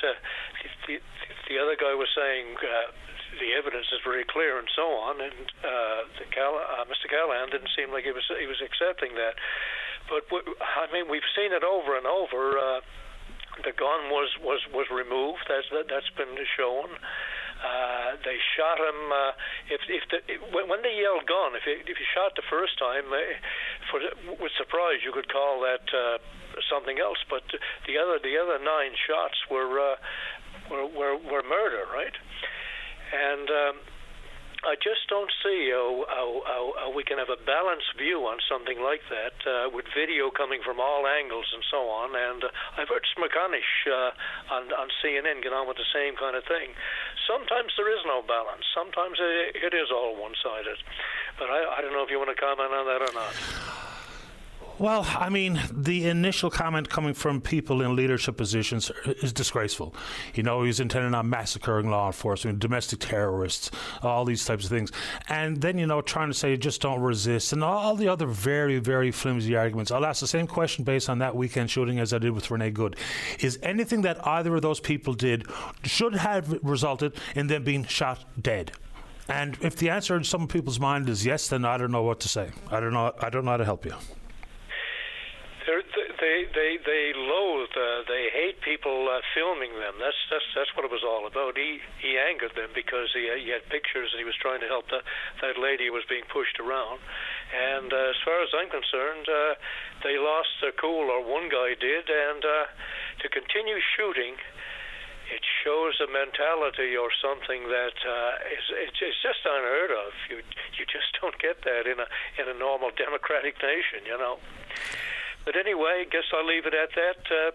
Patty, you'll have more time to spend with your dog now, right? Yeah, at least for the short term. But I got to get back at it. I can't just, as they say, rest on my laurels because they're not very firm. So I'm going to have to get back out there and see what's next. And I've appreciated my time here and appreciated your contribution this morning and over the years. Charlie, thanks a lot. Thank you. I predict behind the scenes there's a few people that are going to be after you pretty fast. Anyway, all right, Patty. Thank you, Charlie. Take care. Bye-bye. All right, bye-bye. All right, and now where, Dave? Well, I'll just pick one. I don't need direction. Let's go to line number 6. Walter, you're on the air. And a very good morning to you, sir, for the final time. I hope you're having a good last day at work. So far, so good. Thank you. I'll have a very quick topic, then just a couple of words for you. When I sometimes mention an issue, I don't mean to be pointing fingers or anything. I just try to figure out a way that we can do something better, because there's always a way to do something better, especially when it comes to privacy issues, especially in our medical facilities. I had the issue of bringing a friend to the emergency department last week, and I don't know if you've ever been down to St. Clair's emergency department. The staff are great and stuff, but when you take somebody in, or you go in yourself and you have to tell someone what the problem is and your name and your address and your next of kin, et cetera, it is right in the midst of everybody who's waiting in the waiting room itself. They're literally 3 feet away from you. And sometimes that can be a very personal issue that you're there to discuss, and everybody's listening to it. So, even when it came to the privacy breach that we had through our healthcare 3 or 4 years ago, we were part of that. I would assume that when we're getting people's information, it would be in the most secure position as possible, not out in the middle of 20, 30 people in a waiting room. I don't know if you've ever encountered it, Patty, but I did, and when I helped my friend up to go away, a person said, "Oh, that must hurt a lot," and it's like, people shouldn't know why you're at an emergency room. I do find the triage a little bit too public for me, because people line up very close to you, and I'm not blaming it on the other patients who are trying to get registered and try to get some help, but you think there's a better way to do it. Sharing our own personal information is bad enough when you talk about your finances, but when it comes to your health, people are justifiably wanting more privacy. Yes, and it's not too late to do it. You could easily put up a little, a little partition there, or cordon it off somehow, just to give people a little bit more privacy. It's a very personal thing, and when people are at their most vulnerable, I'd like to see a situation where we sort of give them a bit more comfort than having to just spew out all their information in front of strangers. Yeah, I think that's fair. I'm going to leave you now, and I'm going to go on about my day like you will. I do want to say this before you go. I'm 50 years contributing to and listening to Open Line. I remember first speaking to Mr. Carl Sterrett. I was a very young child with Big Brothers at the time, promoting Bowl for Millions. I was very, very young. And whether it was Carl or George or Baz or Bill or Pete or Randy or Peter Fenwick or Linda Swain or even Sheila O'Leary and Darryl Power, you go down the list, I think I've talked to 14 different hosts. And if anybody could ever want to pick nothing's perfect, obviously, and you'll be the first one to say that, but you pick a perfect host, you want to get a piece of everybody and mold them into one moderator, and that's Patty Daly. And you took this job on, I remember speaking to you, I think it was 29 or 2010 when you were on Back Talk, And it was a different time, and it's a different time now.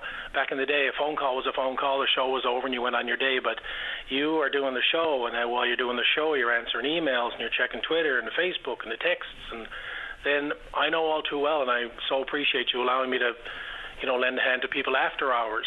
This was a full-time job for you, plus.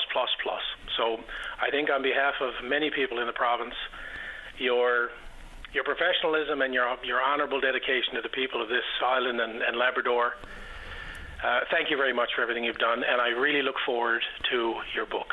I hope you write a book. And I got a name for your book, not your boat. Fair ball. Thank you, Have Walter. a great day, Paddy. Thank you so much for everything. My pleasure. Take good care. Thanks. Right. Bye-bye. Bye-bye. And, just got thrown into this. I was really appreciative when they gave me a crack at bringing Nightline back to the air. And, even my entire media training goes something like this. I was asked to, after I did some CHMR radio, I was asked to interview the hockey players down at what was then Mile 1 Centre between periods. And the training there was one of the producers, Nancy, had a roll of black hockey tape and put an X on the floor and said, "Stand there." That was that. That's pretty much my entire training in media. And the old foolish, well, all right, that I opened the show with, that comes with a funny little story. I guess it's funny in my mind. My very first show on Nightline, because not a whole lot of training went on there, because, it's a kind of a learn-as-you-go type of affair for the most part, is I went to press the button at 8 o'clock in the evening, that first show, and it just popped out of my mouth. And it was basically, the sentiment was, well, all right, here we go. Nothing to lose. And so I've said it every show since. Some people tell me I should knock it off, but it's too late. I did my last one earlier this morning. Let's take a break for the news. When we come back, we're speaking with you. Talk away. You're listening to a rebroadcast of VOCM Open Line. Have your say by calling 709-273-5211 or 1-888-590-8626 and listen live weekday mornings at 9 a.m.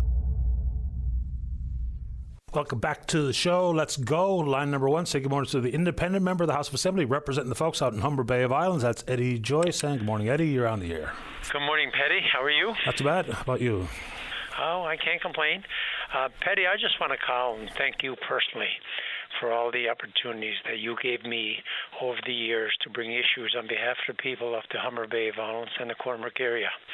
I've always said that your show always brought light to a lot of issues that usually get buried but are so important.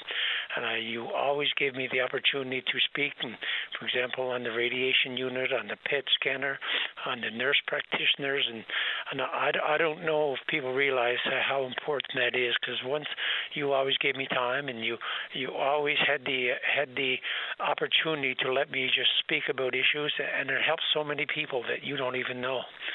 So I just want to say thank you for all the times and all the opportunities you gave me, and all the times, and you always treated me with respect on open line, and you always made sure that I was finished with my issues before, and you don't know how much that meant to me.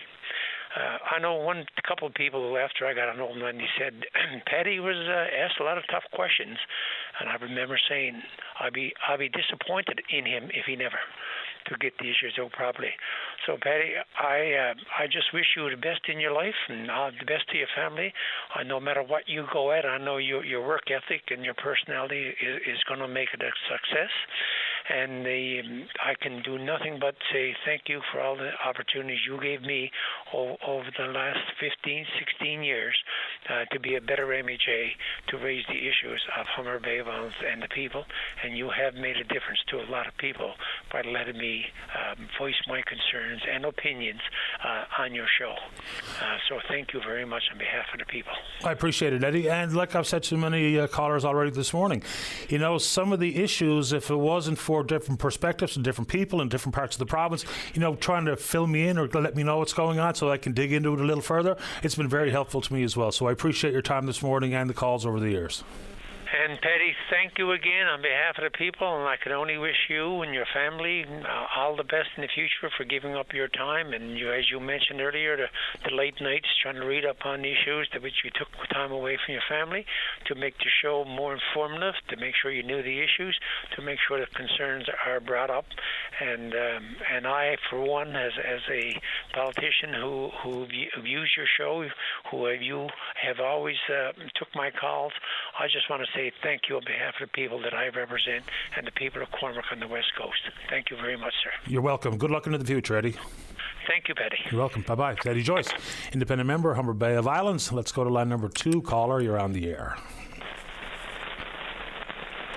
Line number 2, Hello? caller? Yes, hello. Hello? Hi. You're talking to me right now? I'm talking to you right now. You're on the air. Okay. I didn't say my name. I want to ask you a question. That increase on the GST, like I'm a senior, is that every 4 times a year?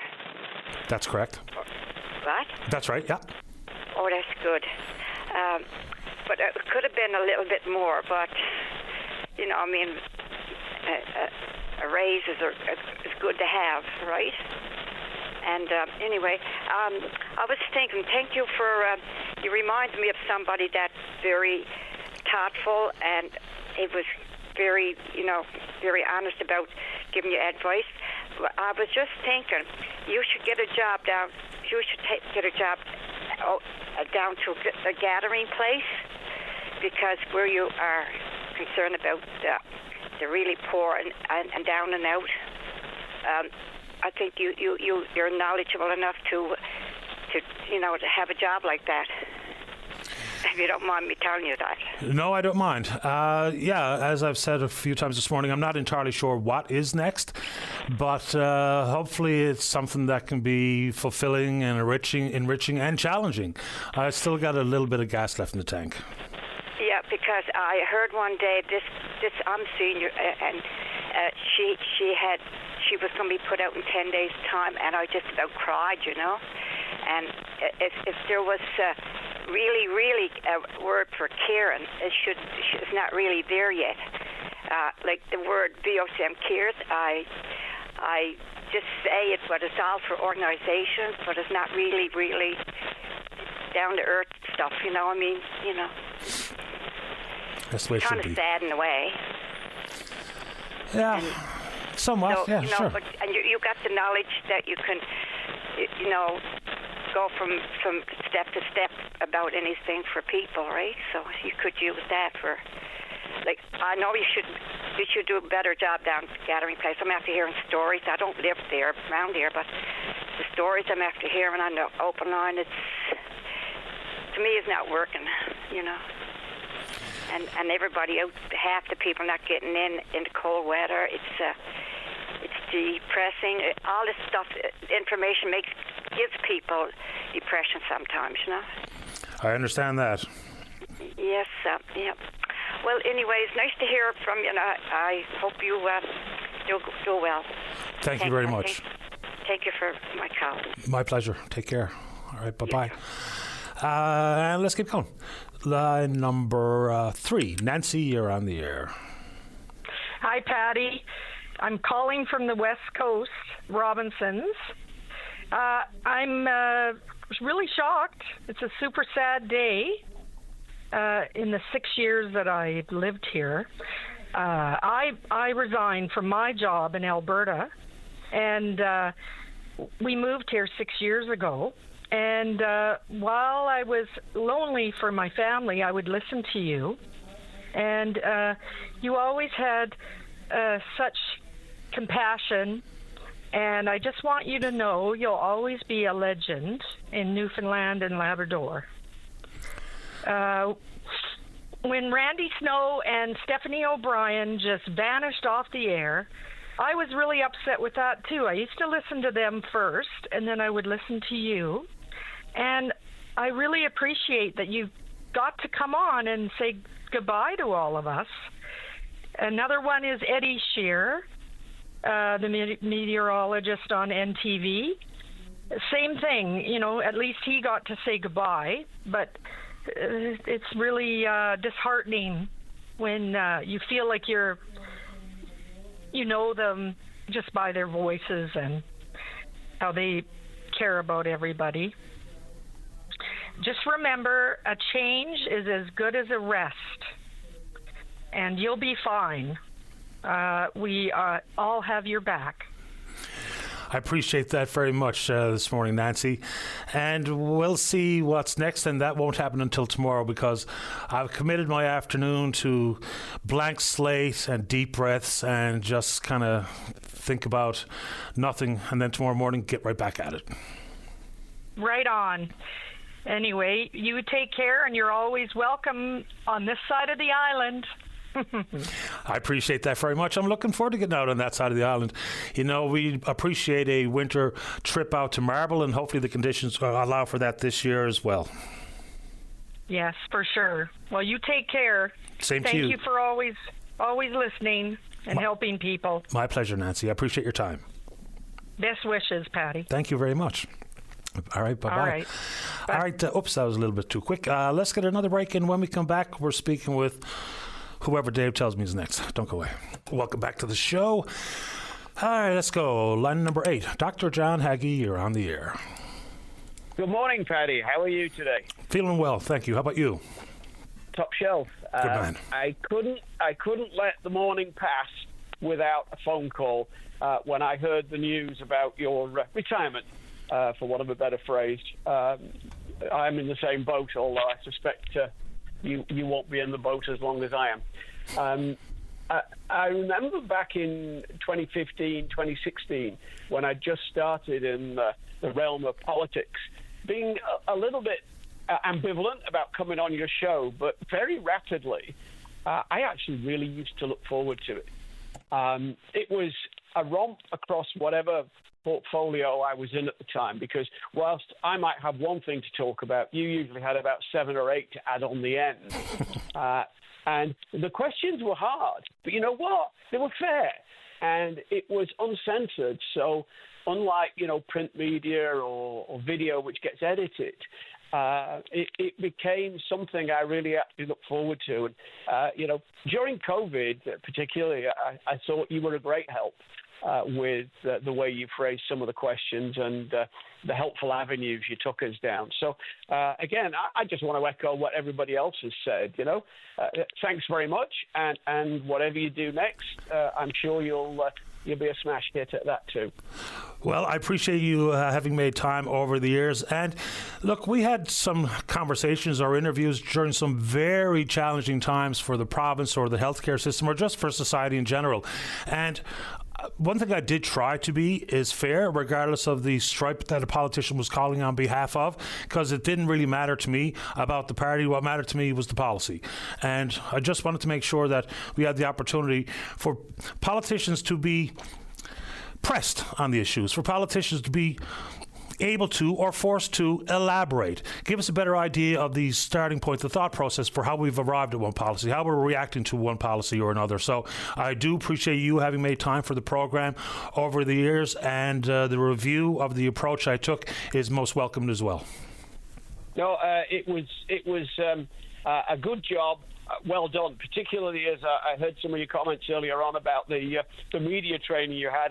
The black tape on the floor and stand there is very familiar. It reminds me of my medical association days. But anyway, again, I won't belabor the point. I'll miss you. It was fun while it lasted, and you did a good job, not just for the radio station, but as other people have said, for the people of the province. Thank you very much. I appreciate that very much. Thank you, Dr. Hagee. Take care, Patty. You Bye-bye. too. Bye-bye. All right, where to next? David, you have a line on it. Let's go to line number 1. Say good morning to Patrice Gordon with Childcare NL. Patrice, you're on the air. Hi, Patty. Hi there. Nice to talk to you again. Pleasure. Just to say, on behalf of the parents and children of Newfoundland and Labrador and the entire childcare early learning sector, we just want to say thank you for always giving us space to talk about the issues. And you understand, and we appreciate your understanding of the impact that early learning has on economic growth and stability and women's financial independence and security, and the importance that early learning plays as a foundation of good education. And I just want to wish you all the best. I know that you'll be a blessing to wherever you land, and we're right there behind you, and we look forward to hearing more of your advocacy for the sector. Yeah, I appreciate it very much, Patrice. You know, one thing important in the childcare conversation, we can talk about accessibility and affordability, but as it pertains to families, because it is important. But in the big scheme of things, what we try to do with childcare is also have people understand that regardless if you have a child that's looking for a childcare space, or you're the nan or the pop, or you're the caregiver in the daytime while the parents are working, the fact of the matter is, when it's been done right, and when it's been accessible and affordable, it has had a benefit to the entirety of society, to the entirety of the city or the province. It's well understood, it's well researched and documented, so its impact is beyond just the families. It's impacted whether it be on women back into the workforce, being able to climb the ladder, being back into the workforce, earning and paying taxes. It's had a direct contribution to an increase in GDP. It has a direct contribution to the increase in productivity. So it's been an important conversation. I've always appreciated your input. Thank you very much. It has always been inspiring to just listen to you speak about the things that I'm passionate about, and I really, really appreciate it, Paddy. Take care. Absolutely, my pleasure. Good luck into the future. Thank you. You too. Okay, thanks. Bye-bye. It's Patrice Gordon with Childcare NL. Let's go to line number 2. Jay, you're on the air. Hello, Paddy. Hello. Heard hear what's going on. I told them I was calling about snow, so if I gets cut off, it would be from them. You've been there for a lot of people for a long time. You had 15 years put in. What do you need? Another 10. Now you got to go look for a job. Well, I'm going to stand up for you, and I hope everybody at VOCM and all the listeners go on strike for you. Nobody listen to VOCM until you're back for your retirement. Everybody needs you. Everybody loves you. So we're going to be here for you. I will not turn on AM no more in the morning until you're back. Well, and I hope everybody else makes the rest of this show about you and your job. And we, of course, can talk about whatever the callers want to talk about here this morning, and hope people will continue to not only support AM, but specifically this station here. The show will be back tomorrow morning. I won't be in the chair, but someone will be, and it'll roll on, and it'll be the same, and it'll hopefully be the same helpful avenue to share information and ask questions and whatever the case may be, whatever people want to talk about. Well, you've been there 15 years. There's only another 10 years. I can't see why they can't have you there, because you're doing too good at the problem. Well, no, it was my decision. Many people, that's the problem, too. Yeah, I'm not being pushed aside. This was my decision. The company's been very supportive, and I think I probably caught them a bit off guard this morning. But I had that, I've been thinking about it for a little while, and this morning out in the park with the puppy for a pee, it just dawned on me that I needn't feel the way I've been feeling lately. I've been a little bit unhappy and a bit too stressed out. It's a stressful job, but it was just starting to grind me down a little bit, and I thought, there's no need for me to feel like this. I've been really appreciative of the opportunity here, and I thank them for it, and it just felt like today was the right day, or this was the right time. Okay, because when you first said it, I'm a pretty good observer, and something didn't sound right to me. So when it's just the way it is, I guess. Yeah, no, to be patently clear, this was 100% my decision. And yeah, nobody forced me out. No, to be honest with you, I've been given great autonomy around here. Like people say, you're told what to say and stuff. Look, nothing could be further from the truth. The fact of the matter is, I can walk in here in the morning and get my day organized, press the button at 9 o'clock, and I've been given pretty much free reign. Just do what you do. Like, I very seldom speak with any of my managers, pass them in the hallway, say good morning, and that's about it. So I've been very lucky on that front. I don't get pestered all the time, and I'm not told what to do. I don't have to go to production meetings all the time. As long as I'm here on time and I do my best, they've been giving me a lot of latitude, and I really have been very appreciative of that. Okay. It just sounds like you're leaving before you have another job. Yeah. and that kind of throws it off of balance. Yeah, that's probably not the smartest thing in the world. But hopefully there's opportunities, and I think there probably should be opportunities for me out there. What they might be, I don't know. I'm not financially prepared to retire, so I am going to have to work into the future, and I'll find something. I mean, I owe it to myself, I owe it to my family to make sure that I'm, gainfully employed, and fingers crossed I will be. Okay, well, I know a lot of people that's going to be going on strike because they ain't going to be listening to the AM no more until you come back. I appreciate the time this morning, Jay. Thanks a lot for doing it. Have a good one. You too. Bye-bye. All right, it's 11:30 news coming up here now in a few seconds. You want me to take another one here quick? Okay, line number 1 then. Good morning, Stephanie. You're on the air. Hi, good morning, Patty. It's Steph O'Brien. Oh, hi, Steph O'Brien. How are you? I'm good. How are you? Doing I just all heard right. someone mention me on there. I was like, you know what? I'm going to call in and wish you the best of luck. Change is beautiful. And I just think that's an inevitable part of our lives. And we just go with it. And change is going to be gorgeous for you. And you're going to thrive, whatever you do. Yeah, change is good. Sometimes people are worried about change, but change is one of the only constants in this world. Things will always change. Things will evolve, and that includes my professional career, whatever that might be in the future. Hopefully it's something anyway. I might have shot myself in the foot by resigning, but I don't know. No, well, you'll find out very soon. But regardless, it's either going to be a natural change or spontaneous or forced, whatever it is. In your case, it's on your own accord. But you will do well in whatever you do, and that's, I'm thriving. Look at me. No. Well, I hope you are. Listen, why don't you become a realtor? Come on, let's do it. Something along those lines doesn't sound too out of sorts. I mean, I've got buddies who've been in the industry quite a long time. They do very well. My oldest son, Nicholas, is a realtor. So you never know. But like I've told many people already today, those kinds of thoughts, I'm going to do my level best to keep them at bay today. I'm going to hang out with my puppy, cook some supper, eat it with my wife, watch some Jeopardy, and then we'll see what tomorrow brings. Yeah, take all the time you need and enjoy it. Thank you very much, Stephanie. I appreciate it. Best of luck to you. Same to you. Okay, bye. Right, bye-bye.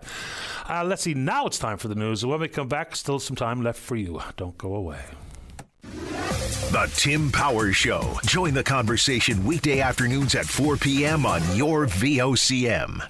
Welcome back to the program. Let's go to line number 3. Dr. Phil Earle, you're on the air. I appreciate the opportunity, Patty, to say a couple of words. I want to say something, Patty. You belong with the greatest Newfoundlanders I ever knew. George Parsons, the fisherman gyro, my father, youngest master mariner in the world.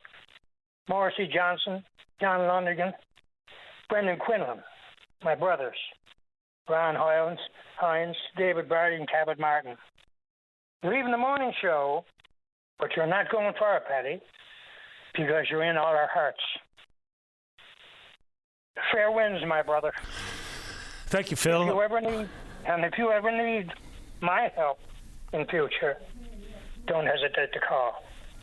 I very much appreciate that. Thank you, Phil. God bless you. God bless you, Patty. You take good care of yourself. Yes, sir. All right, bye-bye. Let's keep going here. Line number 4. Dave, you are on the air. Good morning, Patty. Good morning to you. Can't believe this is the last morning that I'll be able to call and, do a couple of things, I guess. Some mornings I'd call with an opinion on a topic, and we discuss. Didn't always agree, but we didn't always disagree. Yeah. Other mornings, I'd call with a topic, wondering what your opinion was, because I learned to respect it. And that's from being on both ends of it. You didn't always agree with me, and I didn't always agree with you. But I called to get the knowledge of an informed opinion from a true Newfoundlander. And I got it. What I'm going to say to you is very basic. I don't want to take much time. Is with a heavy heart that I'll rate your show. Top shelf. All the best. The very same to you, Dave. I've always appreciated your time. And the bit about not always agreeing, that's nature of the beast, right? Just go along to get along to go along, or whichever way that phrase goes. I'm just not quite wired that way. And, it was never personal with me, regardless of who we're talking about. Me, you, me, Bruno, or and whoever. It was just the way it goes. And it is. And you became the voice of the common man, and you deserve the respect for what you brought not only to your show, but to all of us, the ability to reach out. God bless you, brother. Appreciate your time, Dave, this morning and over the years. Thanks for doing it. All right, buddy. Take good care of yourself. Let's keep going. Line number 5. Adam, you're on the air. Good morning, Patty Daly. Morning to you. I wish you had to give us some more heads up that you were going to be gone. I would have called in yesterday or earlier to have more of a discussion, but I'm not going to try to take up too much time here because I know it's getting on late in the show and everybody's calling in with their Patty Daly eulogies here. But yeah, I was going to have a chat about some Newfoundland Power things. I might leave that for my first call for whoever your replacement is going to be. We're running a bit short on time for this show, so I just wanted to say congrats on a really successful run as the host of Open Line. I mean, 15 years, and I've come to really respect your opinion and your take on a lot of topics. That has been the topic of discussion on your show over the years. And this is my 28th time calling into Open Line in 3 years. And the first time I called in, I was pretty nervous. Never done anything like this before in the public space to kind of call and openly complain about something that the government was doing that I viewed as extremely wrong.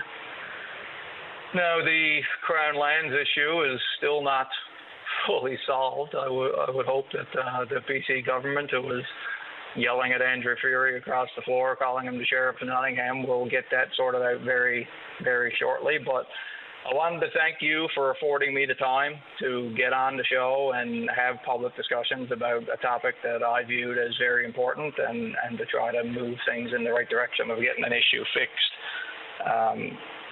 That was my topic, but I mean, there's been, countless people calling in with completely unrelated topics over the years to try to get some public conversation started, and you're always somewhat knowledgeable, if not extremely knowledgeable, about every topic of conversation, and you always give people space to kind of air those topics in a public conversation, and I think you've done a great job. Appreciate that. And, the Crown Lands conversations, it kind of got spurred on by one story to make it a big issue, and it's the diamonds out in Catalina. But we found out very quickly that their concern was shared by many. It's good to have seen some progress on the Crown Lands issue, but it's nowhere near settled. It's nowhere near where it needs to be for the everyday person, whether they listen to this program or not. So I've appreciated your contribution over the years as well. Yeah, I appreciate it again. I'll let you go to get a few more calls on before you got to go. But if you're ever out around the Claremont, Bonavista Peninsula area, you know how to get a hold of me. Just reach out. You can stop in for a coffee or tea or a little tour of the farm anytime you want. Sounds great. I appreciate the invite. Thanks, Adam. Perfect. Thanks, Patty. You're welcome. Bye-bye.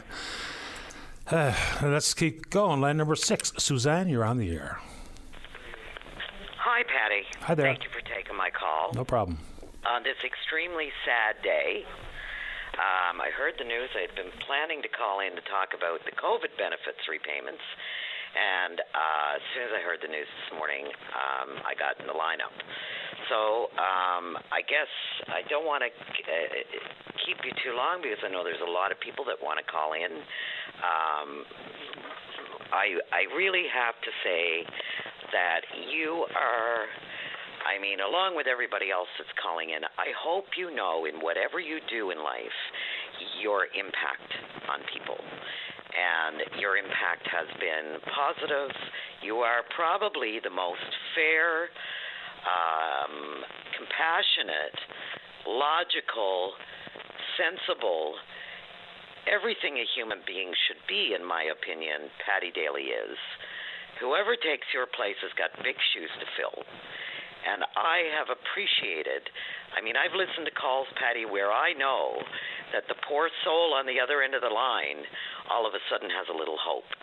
And when you give hope in this very scary world, then you are doing something that no money can buy. You're a peacemaker, you're a hope giver, You are a really great man, and I am going to miss your voice every day, giving me hope that there's still a lot of good in the world. So I hope that whatever you do in life and wherever you go, you continue your advocacy, but just remember and always know the impact you've had on thousands and thousands of people in this province. Thank you so very much for everything you've done and for your advocacy and just for being you, for your impact, your severe, crucial, and such important impact on so many people in this province.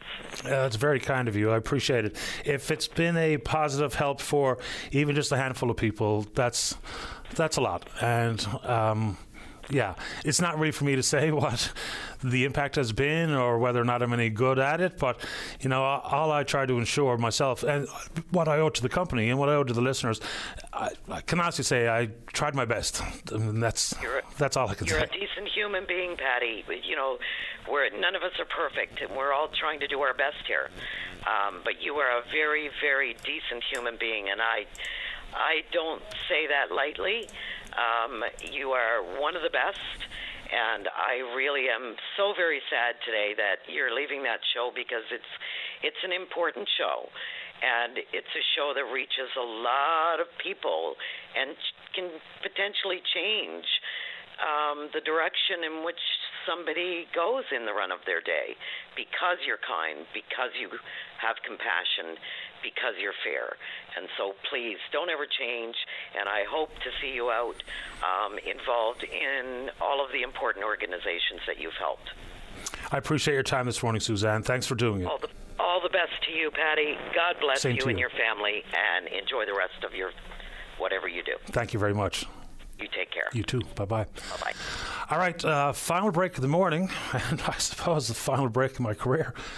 Oh boy, let's take a break. Don't go away. Welcome back to the program. Let's go to line number 5. Good morning, Rick Mercer. You're on the air. Patty Daly, I got to tell you, I'm sitting there listening this morning, and you don't know what you got till it's gone. I got to tell you, as a guy who spends half the time on the mainland, every morning, almost every morning, starts with Patty Daly, and then when you moved into the podcasting sphere, every day I could listen to you, no matter what I was doing. And I just got to say, you've done so much for the province. You're the unofficial ombudsman for the province. You're an advocate for so many people. Your knowledge is so incredible. You're a crack journalist and a great showman. So thanks for that. And I don't want to keep it too long. I just wanted to call in and say that. Rick, I really appreciate the kind review. And you've been on the show many times over the years, so you yourself and Jerry, whether it be on air or off air, always being so supportive has meant a lot to me. Listen, and change is always good. I've done it a few times. I've never regretted it, and I look forward to seeing what you're going to do next. Me too, whatever that may be. Rick, I really appreciate the kind words this morning. Thanks for doing it. All righty, you have a great day. You too. All the best. Bye-bye. All right, there. That's pretty good. Let's keep going here. Line number 6. Mike, you're on the air. Good morning, Patty. Morning to you, Mike. Patty, I was greatly surprised this morning, but anyway, congratulations on your new endeavors. And I'd like to give you a backhanded comment on the fact that I hope at the end of next year we can turn around and say that person that took the chair was better than Patty Daly. Hope so. I don't think it's going to happen, but anyway. All the best for future endeavors, but I don't think you're going to make a good politician, so I don't think you should even look at that aspect. Yeah, it doesn't really interest me, to be honest with you. Maybe a long time ago I would have given it some consideration, but I don't think that's in the cards, to be honest. And plus, we just had 3 elections. If I was going to run, I should have run the last time. But so. Yeah, well, I was thinking that too. But, I retired after 50 years, and I knew when it was time to go. I left the job one day, and I went to Gander, then took flying lessons. And got my pilot's license, and I had a float plane and all the rest of it. I finally started doing something that I enjoyed. Not what I had to do, servicing the people, getting up every day with taking on every other people's problems, trying to make their lives better. But, you've done that, and, like I said, congratulations, and I'm greatly surprised, and I wish you all the best in your endeavors. I appreciate it, Mike. And really do. And a more relaxed life. Yeah, well, at least this afternoon I'm going to try to relax. But I guess, like everyone else in the world, I got to keep the wolf away from the door. So I'm going to have to do something. well, we all got to do that. And now the last few number of years, dear, I've been fortunate enough to have to spend my money. But I tell you what, you got to have a lot of money today when you're going to say I'm not going to work anymore, because that. I tell you what, you need a lot more than $1 million in the bank. Well, so I hate hearing that. Retire. Yeah, but anyway, all the best, sir. And like I said, I'm sure you're going to do well, whatever you do. But you know, I think you're too honest to be a politician. But there's government jobs coming up now with the PCs and that, with the next budget and that and everything. Yeah. All right. Thank you. Thanks, and Mike. All the best, Penny. The same to you. Yeah, all the best. Yeah, and I mean, I've been told many times, it's a funny thing, like, I don't know what's next, but people keep telling me that they know what's next, that I've got some sort of job at the government or what have you. No, I've never even spoken to anybody about an opportunity outside of what I do right now for the next 4.5 minutes. Let's go to line number 3. Ken, you're on the air. Hi, Paddy Daly, Ken Cavan of Bell Island. I only got about 60 seconds, so I couldn't let the morning go without saying good luck to you. The one aspect I'll just quickly mention is that the job you do is pretty damn stressful. I don't know if people realize that. You'll become a bit of a Newfoundland and Labrador ombudsman and champion. So I just want to say I really thoroughly enjoyed talking to you several times. Nobody is irreplaceable, but I think your style and the work that you did is irreplaceable. And on behalf of myself and a couple of sons who called you from time to time, just say thank you so much.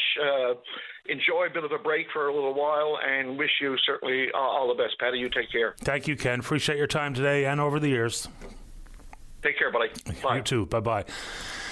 And I didn't know this was coming, but I was holding it together all day. This is not even fair. Join us on lines number 1 and 4. My oldest and my youngest, Nicholas and Jack Daly. Gentlemen, you're on the air. Hey, Dad. Long-time listener, first-time caller. How are you? Oh, doing okay, Nick. How you doing today? Oh, I'm doing all right. I'm sure we're all taken aback, and I'll say, me and Jack are in the same boat. Very happy for you. Thank you very much. And hi, Jack. Hey, Dad, how you doing? I'm doing okay. You know, to be honest with you, I didn't know how I was going to feel this morning, but it just feels like the time is right. And just like I've been thanking the listeners and the callers and the like this morning, I'd be remiss if I didn't thank your mother and didn't thank you guys, because this job is a lot. Like, even if we go out in public together and people would stop me and that kind of stuff, and, you know, I tried not to drag the show home with me, and you guys have been terrific on that front, so I really appreciate it. I mean, Chris, like, we are all very happy. Really, yes, and we obviously couldn't call in and not thank you too, and just say how proud we are of you, how happy we are for you to, you know, get a break from this, because, you know, we see firsthand the most, I think, how much work you put into it, how hard you do, how hard you work, and just, like, yeah, it's been amazing. You've done so much for us, so thank you too, Dad. And congrats. I hope you enjoy your rest. Yeah, thank you very much, Jack. And it was a great pleasure last night. Just for my own personal anecdote here, is myself and Lynn and Dexter got a chance to watch you fly right over our house last night. So that was pretty fun as well. I hope you're both doing great today. I'll call you both a little later this afternoon. And it's funny to wrap up my career speaking with my kids on the air. Anything else, boys, before we say goodbye? I just think everyone has the same message. For everyone that's been calling you this morning, all the messages I've been getting, everyone's obviously bummed that you're going, but couldn't be happier for the career you had. Like Jack said, we're both very pleased and very proud of what you've done for all of us, and of course, Mom, Jack, and Dexter. And everyone's just looking forward to see what comes next, but Dad, I can't be happier and more proud, and I'm very excited for you and everyone. Thank you, Nicholas. I appreciate it. Same thing on my end. Nothing but praise coming in, and I'm just beyond happy for you and beyond proud of you. So thanks a lot, Dad. Thank you, boys. Love you. Love you too. Love you too. Okay, bye-bye. Nick and Jack Daly. Oh, man. All right. not going to blubber or hang around too much longer here this morning. So just to reiterate my deep sense of gratitude to everyone here at the company who gave me the opportunity, all the friendships that we've created, to everyone who's ever supported the show. Doesn't matter if it was in pleasant or not very pleasant communique. You've been part of the journey that I've been on here. Massive thank you to Dave Williams, a great friend of mine. He's been really helpful on this program, obviously. So yeah, there you go. Been a wild ride. It's been challenging, but it's also been very enriching. And from the bottom of my heart, thank you one more time and one last time to you all. Be kind to yourself, be kind to others, take good care, and goodbye.